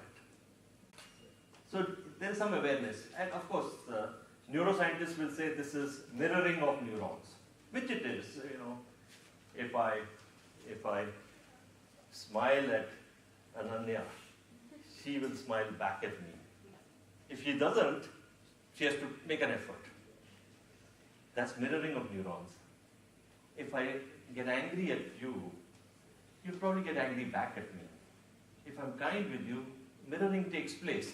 That's how this monkey brain works. It imitates, it copies. So we move to my next topic, which is my favorite topic. We talked about it, that voice in your head. We are talking to somebody in our head all the time, right? You're passing by an ice cream shop. There are tempting flavors of ice cream. One voice comes up, says, sugar is not good for you. Don't have ice cream. While this voice you're hearing, another voice comes up. I haven't had ice cream for so long. Have it today. A debate starts inside your head. Two monkeys are talking. A conference is going on. A third monkey comes up. He says, "Aaj kha le, kal gym chala jayega." Right? Now more voices are coming up and a debate is going on inside your head. There's a conference table inside your head. Conference is going on.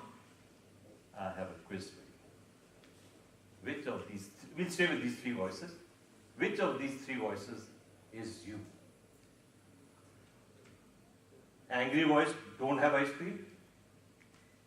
Kind voice, have ice cream. Compromise voice, ice cream plus gym.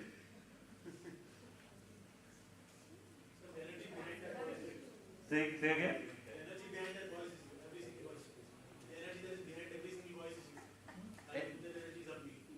The energy is you. Wow, very good, wonderful. So answer this quiz and you're right. All of the above voices? Yes, no. All of the above voices? Voices are just directions, the energy behind that. Choose to put it value. Very good. But can you answer? You're right, but can you stay with this? Which one of this is you? None of the above voices. Very right. All four. Neuroscientists will say it's your brain, all the voices are yours. But if that voice is you, then you is talking to you, I is talking to I. Why would you have to do that? Because inherently you would know what you're going to say, so there's no conversation needed. Can I play chess from both sides of the table? I play one move and go there and play the second move? No, because inherently I know what that strategy is. But physically maybe not, but in mind you do play. You anticipate what someone else would do, and that's happening here. Correct. So in the mind. So what data, what information you consume derives these processes. That's virtually possible is what I feel. Well, wonderful, very good. Specifically depends on the weather. It may be freezing, winter is there, so no voice is there. No voice. Yes. There has to be a talker, there has to be a listener. There are two entities. There's a subject, there's an object. And you are the energy, the consciousness, the awareness of the voices. That's what I think you were trying to say. You are the observer of these voices. You are not these voices. The monkey brain is so clever, it goes from one thought to another thought to another thought and tricks you. And some people may say, that is my voice, and then it changes. So the voice in the head, that's not you. You have thoughts. Thoughts have language. Thoughts have words. And feelings have no language.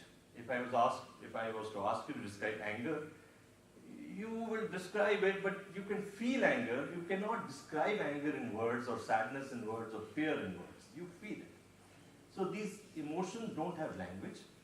Thoughts have language. A thought comes, I'm a failure. That is in words. These thoughts are communicated to you in a voice. That is the voice you keep hearing. And what you do is you fuse into that voice. You identify with that voice, and you become that voice. Fusing is a term which we'll talk a little bit later. When two metals get fused together, they become one. When I fuse into any of those voices, I become one with that voice, and that becomes me. It never shuts up. That voice is always talking to you. You're always talking to that voice. It changes sides. Aising khale, nahi kha, it is always there. And jumps from one tree, from one branch to another. It can be positive or negative. Don't get mistaken. Just because it's positive, it's you. No. It can be positive or negative. Many people tell me, these voices are needed for me to take a decision. No. Decisions are taken when the voice shuts up. Even for a moment when it shuts up, decision is taken. And then the voices start. If you can't take, when the voices are there, you are ruminating. It keeps on ruminating. You go for a nature walk, the voice shuts down, decision is outside here, it walks into your brain and you decide. And how does this voice keep you occupied? It does two things. What if? My daughter takes a bus from school and she's told that text a message when you get onto this bus. Today her battery is down. She doesn't text. What if my daughter is kidnapped? What if my daughter has had an accident? What if my daughter is left alone in the class? The monkey brain is a wonderful time. It does this what if, takes you into a future of anxiety and fear. The other thing it does, if only. If only you had taken that road and not this road. If only is the road not taken. That takes you into the past and makes you regret and depressed. What if takes you into the future? Anxiety. In my example of the lizard, the brain was trying to help you, but it kept asking that question, what if the lizard is inside you? And it kept vomiting. All the troubles that brain causes is because of what if. It believes those answers. So now we are talking about an awareness. We've got to know that the monkey voice is not me. Awareness of the monkey voice is the start of a spiritual journey. Spiritual journey is waking up. Awareness. Awareness is enlightenment, is Buddha for us. And now I want to talk to you about what psychologists call cognitive fusion and cognitive diffusion. When I identify and fuse with my monkey brain, it is cognitive fusion. I become that brain. I'm that brain. It takes me on a roller coaster ride.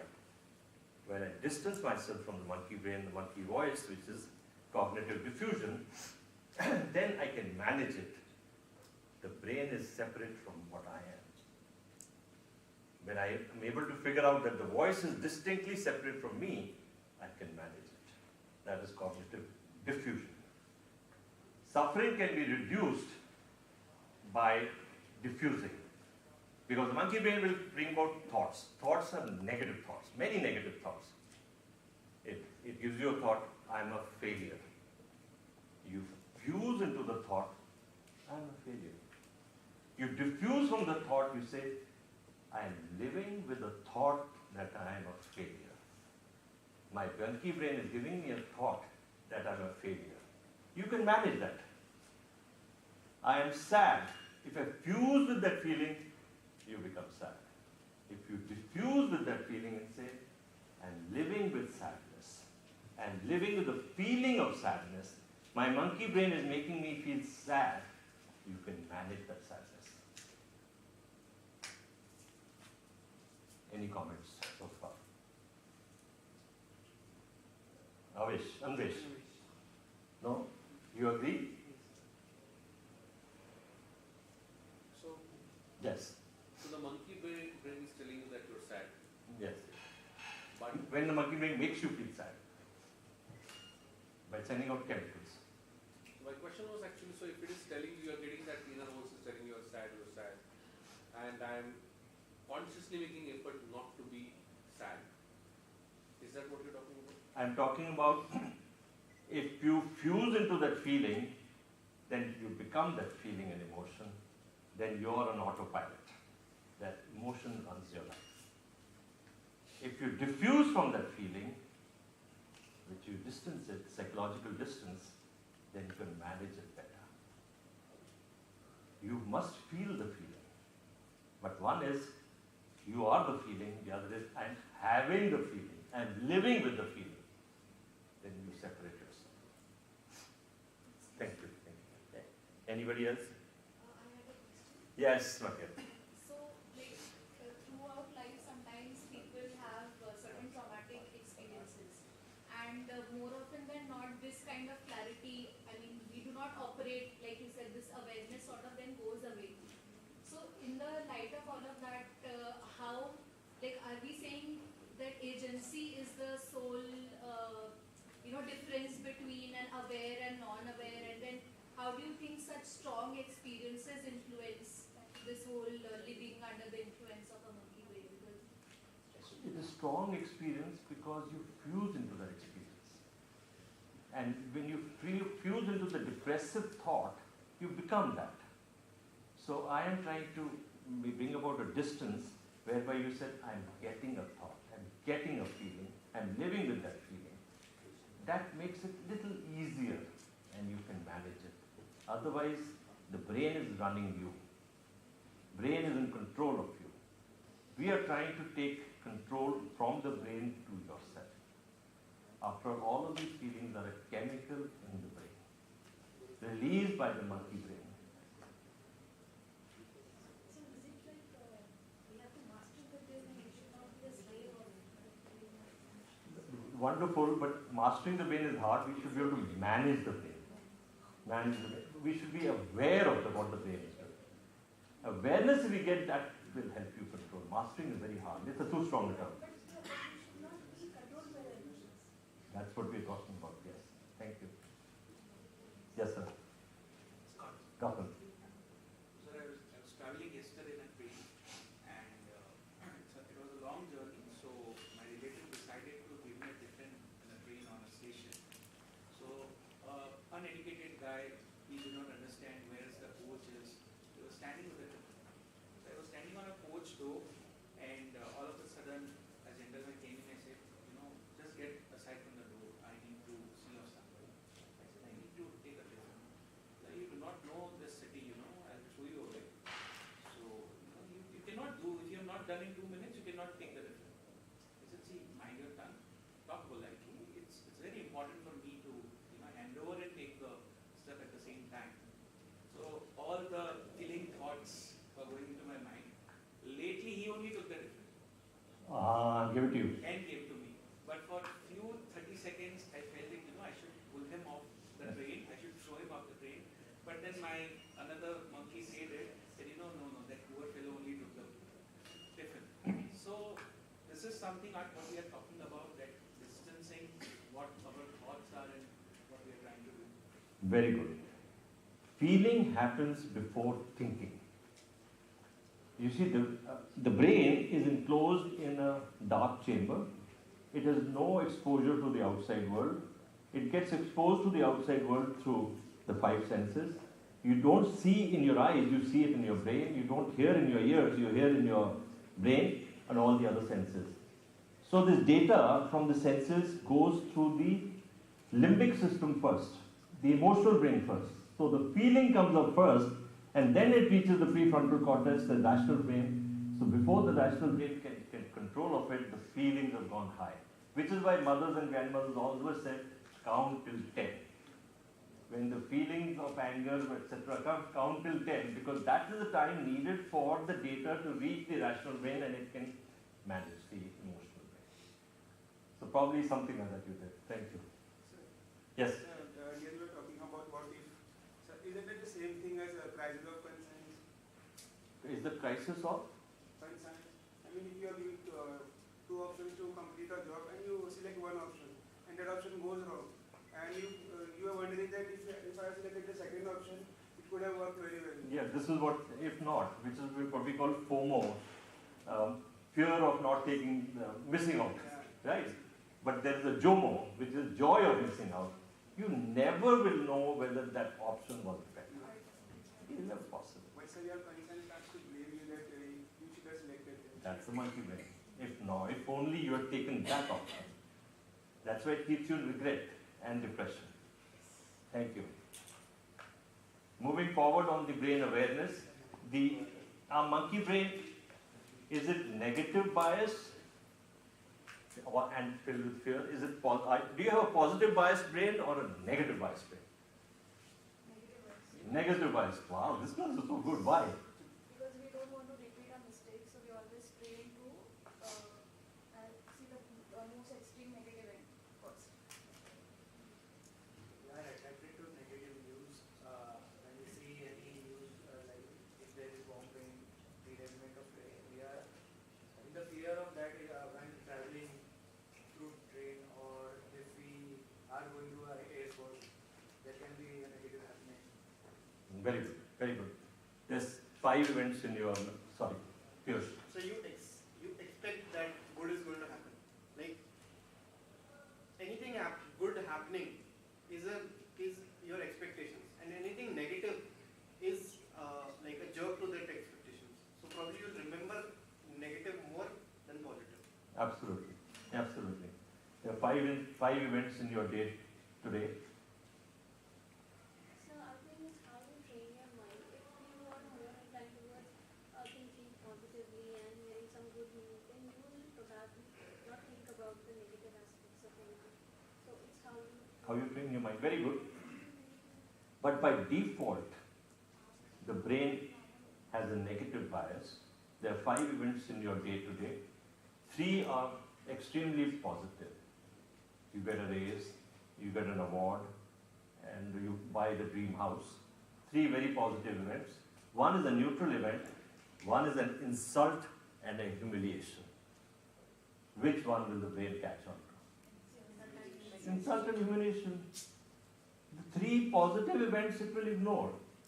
It will latch on to the negative insult, humiliation. That's the way the brain is made. And it doesn't help. Because he can't do anything except ruminate about it, and the whole night you'll be having the same thought going round and round and round.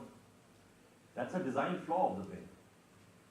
It is negative bias. It sees the negative event as a threat, and that threat is the same threat that it felt when it lived in the caves and the forests. When you lived in the caves, what was your priority? What did you want? Food. Survive. I want food, and I don't want to become somebody's food. I want to go get lunch. I don't want to become somebody's lunch.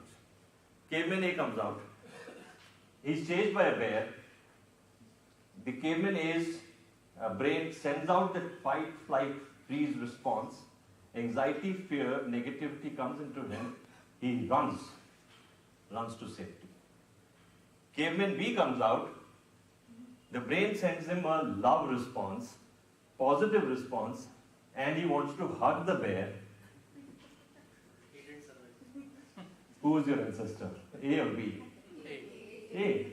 You are the elite descendants of ancestors who felt stressed, negative, and who had fear. So that fear is hardwired, written in your brain, and the brain does not have a delete button. The positive guy didn't make it. His genes did not get transferred. So we are all fearful people. That fear is written into us. But you know what happened? We left the caves. We came into cities. Cities are very safe. There are no animals, no tigers. The monkey brain confuses emotional stresses and then sends out the fight, flight, freeze response for the emotional stresses. Parenting is so hard.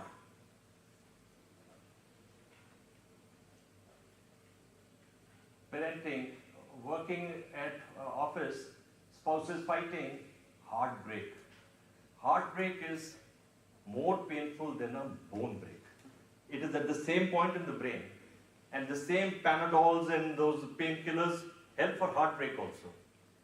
The monkey brain cannot distinguish between emotional stresses and what the stresses were there when we lived in the caves. You're sitting on a terminal. You get an email message, you're fired. It seems to you that a tiger is chasing you. That's the chemicals which flow through your body. And then you break the screen. That is as far as the brain awareness is concerned. Now I'm going to take some examples of emotional fitness. Any questions so far? Yes. So that they say that amygdala, which is there in the brain and which always hijacks. So that's what is still happening. Yes. And that's the part of the brain that always resists change. So uncertainty it doesn't like because it wants to be safe. The brain is not interested in you being happy. Brain is only interested in you surviving. Now, how does the brain work? It compares. If you were the only person on earth, there was nobody else, will the brain be able to tell you you're tall or short, you're rich or poor, you're beautiful or ugly? No. It needs another person to compare it. So brain is subconsciously or consciously always comparing. I am wealthy because my wife's sister's husband draws less salary than me. If my wife's sister's husband draws more salary than me, I'm poor.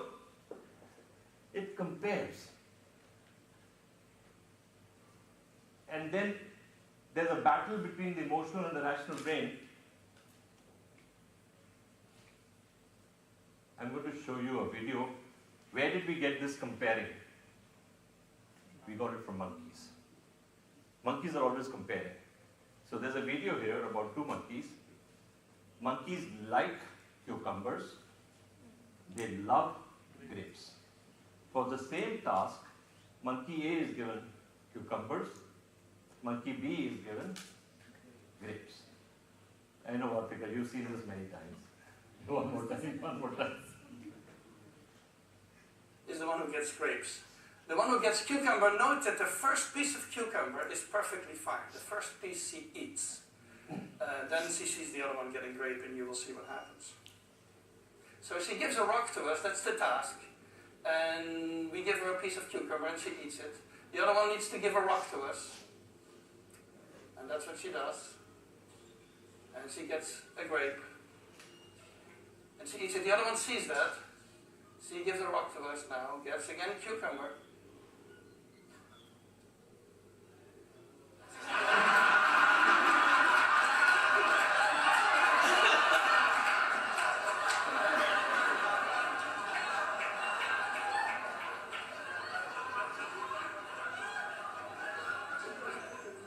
She tests the rock now against the wall. She needs to give it to us. And she gets cucumber again.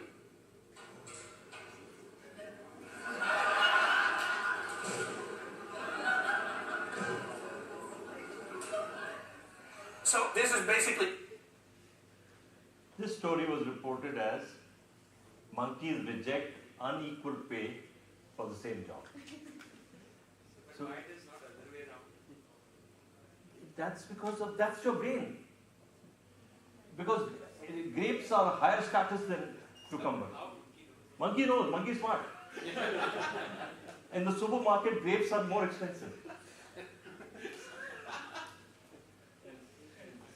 And of course, cucumber is just water. Grapes is sweet water.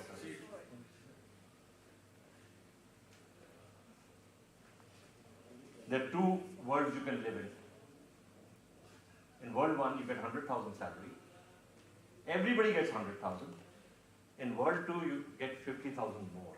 150, but everybody gets 200. Which option will you take? Option one. Are you taking the decision? No. That monkey sitting inside your brain is taking that decision. If you were to take the decision, you would take the rational decision. You're the rational brain. But the power of the emotional monkey brain is very high. That's what you do. And then you will come up with all sorts of reasons to justify this emotional decision. You walk into a bank. There are 50 people in the bank. As soon as you reach there, a robber comes and fires a gun. You get shot in the arm. Is that a happy event or an unhappy event? Unhappy event. Can you make it happy? Yes. How? At least I'm not shot dead. Yes. Yes. So how does the brain think? It creates an artificial fact, imaginary fact, compares it with that fact, then he's happy or unhappy. If he says, there are 50 people there, I always get shot. I am the unlucky person. Unhappy. If it creates a thought, and this happens automatically, then I could have been here. I saved 50 people. Then we don't happy. That's the way it works, because it has to compare. Remember, it creates a story, so you need to create a happy story. Sindhu got the silver medal in the Rio Olympics and got the bronze medal in the Tokyo Olympics. I know Sindhu, she was happier with the bronze medal. Why? At least she has came in top 3 and silver, she would have won the first class. She was unhappy. Correct, but which is the rational decision? Silver is better than bronze all the time. Sindhu thinks when she gets the silver medal, I could have got the gold. I was so close. Gold is gold, silver is silver. I lost an opportunity. When she gets the bronze, she says, "Yeah, kuch to mil gaya. I have to go back to the country, not so embarrassed." So bronze becomes better than silver. Who is working behind you? Monkey brain. It's not you. There's a couple. Woman makes coffee and she tells the man to put it on the table with coasters. Coasters are there on the table. Man always forgets. आज उसने coffee बनाई. She gives that coffee, hot coffee, to the man. The coaster is there. The man puts the coffee on the table, hot coffee. Woman gets angry. On a scale of 1 to 10, her anger is 11. Man doesn't know what to do. He says, looks at the table. Oh, table to damage in you, huh? Table is fine, good news. Woman gets angry now from 11 to 12. Where did the man go wrong? Remember we said, we have an emotional brain, we have a rational brain, and we said they don't communicate well with each other. When she's in emotions, facts if you throw at her, it is like throwing gasoline on fire. Anytime there's a conflict, feelings first. Don't get into facts. Once you take care of the feelings, believe me, facts will not be needed. All he had to do was, I made you angry, something I did was not okay. Not throw facts at her. 10-year-old daughter, she goes to school. Her school starts at 9 a.m. She comes today to the parents. I have a big problem. What? I have to go to school 1 hour earlier. From 9 a.m. to 8 a.m. How will I wake up? Father says, when I was your age, I got up at 5 a.m. I walked 5 kilometers every day uphill. What this generation does? Mother says, just set the alarm 1 hour earlier, you'll wake up. The daughter walks to her room and bangs the door. Where did the parents go wrong? Same. She is an emotion. You're throwing facts at her. Bad facts, they don't work. And all she wants is validating her feelings. Or listen to her. We parents rush to counsel our kids. They don't need counseling. They need to be listened to, heard. All we had to do was listen to her feeling and say, yeah, I can see you are having some anxiety. Father's taking his baby on a stroller. Baby is making tantrums, crying loudly. It's very embarrassing for the father because people are listening, are watching. Father says, Manu, don't get angry. Manu, relax. Manu, we'll be home soon. Everything will be fine. Manu, take it easy. But the baby keeps yelling, screaming, tantruming. An old woman watching this comes to the father and says, what a wonderful father. Then she goes to the baby and puts her hand on the baby and says, Manu, what is troubling you? Father says, he is not Manu. I am Manu.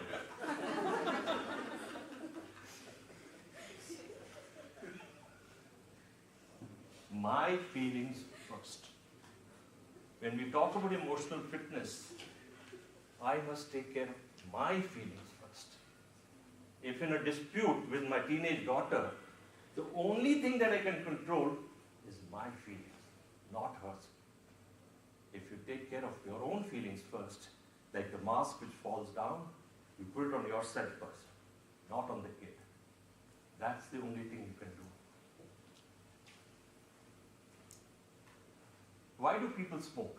Is it a rational decision or emotional decision? Emotional, because it provides an escape. It provides some stress relief. It provides some time to take a break. In mid this century, there was evidence available that smoking causes cancer. It was reported in the Reader's Digest, cancer by the carton. And people thought, okay, after this evidence, people will stop smoking. It didn't happen.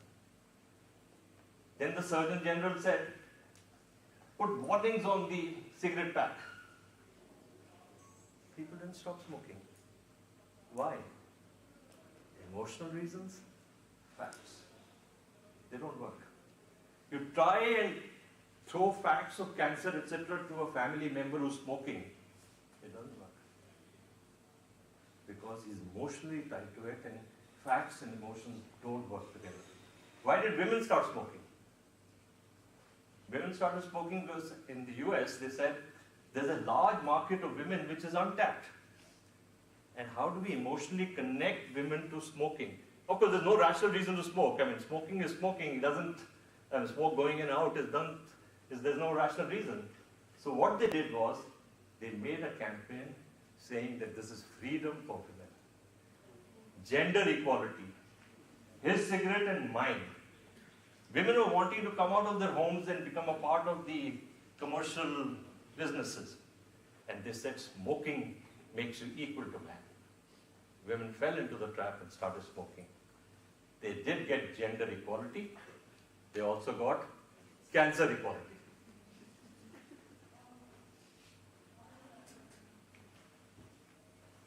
That's again the monkey mind. It ties on, emotional. Beautiful girl. She has two men in her life. A is the handsome, smart. B has a twisted nose, which repels the beautiful girl. B works in the same office as the beautiful girl. A is out of town. B gets to spend time with the girl every day. A comes once in 2 weeks and they spend time. By all the data that I'm giving you is, A is a better one, B is a familiar one. Which one will the beautiful girl select?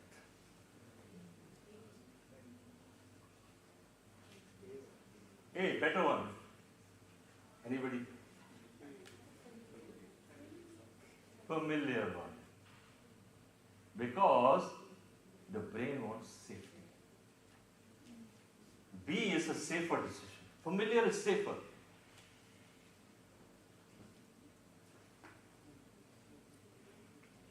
Five years into marriage, 5 years were very good. Honeymoon period, they worked, lived very happily. After that, they fight. For everything, they fight. Small things, they fight. Big things, they fight. It seems to be very hurtful. They've got into a kind of an emotional gridlock. Whatever I say, he says it's wrong. Whatever he says, I say it's wrong, and we fight and fight and fight on simple things, big things, everything. All relationships, after 4 or 5 years, get into what is called an emotional gridlock. So this couple also got into the emotional gridlock. They decided to go to a wise man for help. First, the woman talks to the wise man and tells him his story. This is my problem, this is my problem, this is my problem, that's my problem. The wise man listens to her for 1 hour and says, you are right. Then comes the man's turn.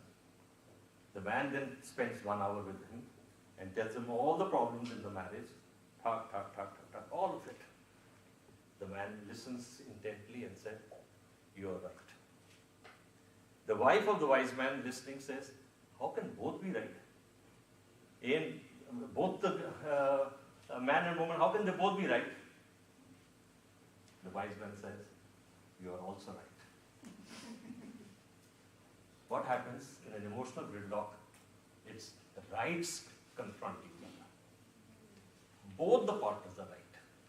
The problem is we are trying to be right rather than be happy. Partner A wants another baby. Partner B says no. He wants another car, a more expensive car. She says no. This is good enough. They say differ on how to raise that kid. So these are both our rights, but they fight with each other, and it's so important for them to show that the other person is wrong and I'm right. When you get into a gridlock, there are three options. Divorce. 2, live unhappily. 3, respect the right and independence of the other partner and still maintain intimacy. Don't try and prove he's wrong or she's wrong. In this generation, every 4 or 5 years, there will be an emotional gridlock. Take it from me. And then, if you respect the right of the other person, you'll be better off. A man goes to a doctor and says, I'm very depressed. The doctor talks to him, and after talking to him, the doctor says, I'm not going to prescribe you medication. There's a circus in town. There is Donald the Clown, who's so good in the circus. You go watch the circus, your depression will go away. You just have to watch Donald the Clown in the circus, your depression will go away. The man says, my dear doctor, I am Donald the Clown. We fake happiness. Many times we fake happiness, and we are the same clowns that we suppress our unhappy feelings and continue to show happy emotions. We feel that unhappiness is a sin. I can't tell people that I'm unhappy. No. Science of happiness is not about remaining happy all the time. We understand, and you must understand, there will be negative emotions, there will be unhappy times, and you have to be able to manage it. What we do is suppress it, repress it, or distract from it. The goal of an emotion is to be felt. If you don't feel the emotion, negative emotion, sad emotion, it will not leave you. It will persist. If you feel it, it will leave you alone. Otherwise, you are like the clown who suppressed the emotion and faking happiness everywhere. Sometimes it will show up as shame. Anything you hide becomes shame. And shame will only go away if you tell somebody, a therapist, a friend, or even God. Somebody, if you share the shame with, it will go away. If you hide it, you'll be depressed. That is bringing me to the end of my presentation. I'm going to share, and then if you remain secret about the emotion, it increases the pain. If you share it, the pain will be reduced. So I'm going to tell you my final story. The eagle who found her true self. Once upon a time, there was an eagle. She laid some eggs, and there was a storm, and she was blown away. The eggs rolled down into a chicken farm. A kind hen laid some chicken eggs and the eagle egg, and an eaglet was born. The eaglet thought she was chicken. She was amongst the chickens. She thought she was chicken. She tried to behave like a chicken. She lived in the chicken house amongst the chickens, but she was a bad chicken. Eagles are majestic. They soar the skies. Chickens cannot fly more than 10 feet. Chickens look for food on the ground. Eagles soar the skies and find fish, whatever else. But this eaglet, poor eaglet, tried to be a good chicken, and she failed miserably, and she was made fun of. You are so dumb. The chickens made fun of the eagle. You are so dumb. You are such an idiot. And the eagle lived in shame, unhappily. One day, a big eagle was flying by. She saw this eaglet and she said, what's going on here? She swooped down, and as she came down, the chickens ran into the chicken house. The eaglet was separate. The big eagle asked this eaglet, what are you doing here amongst chickens? Look at yourself, you're an eagle. You are meant to soar the skies. The eaglet says, no, this is where I was born. This is what I am, a chicken. He says, no, you're not. How will I find out? The eaglet asked the big eagle. The big eagle said, there's a cliff there. You have to go to that cliff. And what will I do on the cliff? The storm is coming. Clouds are getting dark. Winds are coming. You just have to raise your wings and the winds will take you. That was very scary, very fearful. The monkey brain said, go back into the chicken house and live, survive. Big eagle said, go to the cliff. The eaglet asked the big eagle, will you help me when I go to the cliff? No. The universe will help you. You are an eagle. The universe will help you. There was a lot of fear, but the eaglet decided to walk towards the cliff. The eagle said, I will tell you to jump when the winds come there, when the storm strikes. The winds will take you right into the sky above the clouds. There was a lot of fear, and there is courage when you do things when there is fear. The storm came. The eaglet jumped.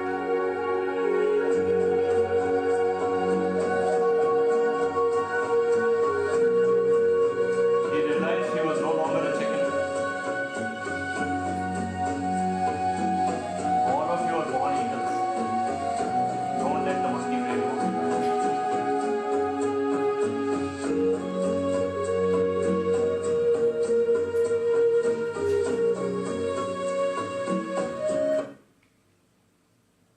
Once again, all of you are born eagles. Don't let the monkey brain ever hold you back. Thank you.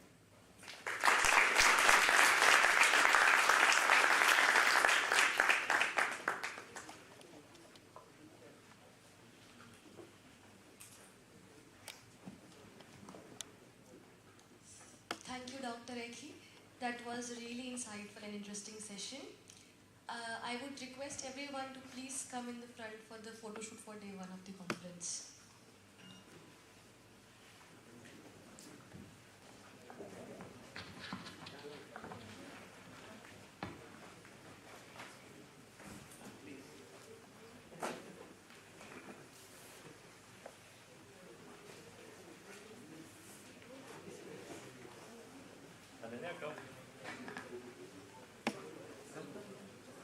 All of you all.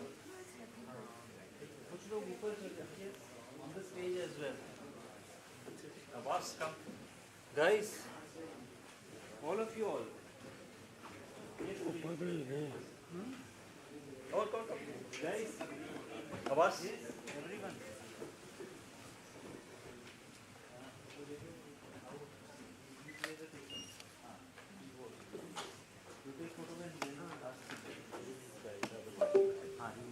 But then you also join. Okay, join.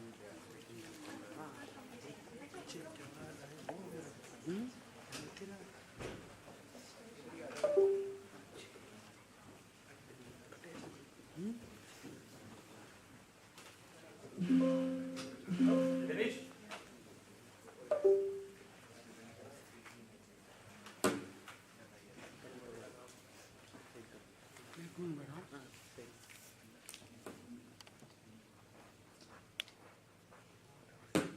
बेटा आगे नहीं आना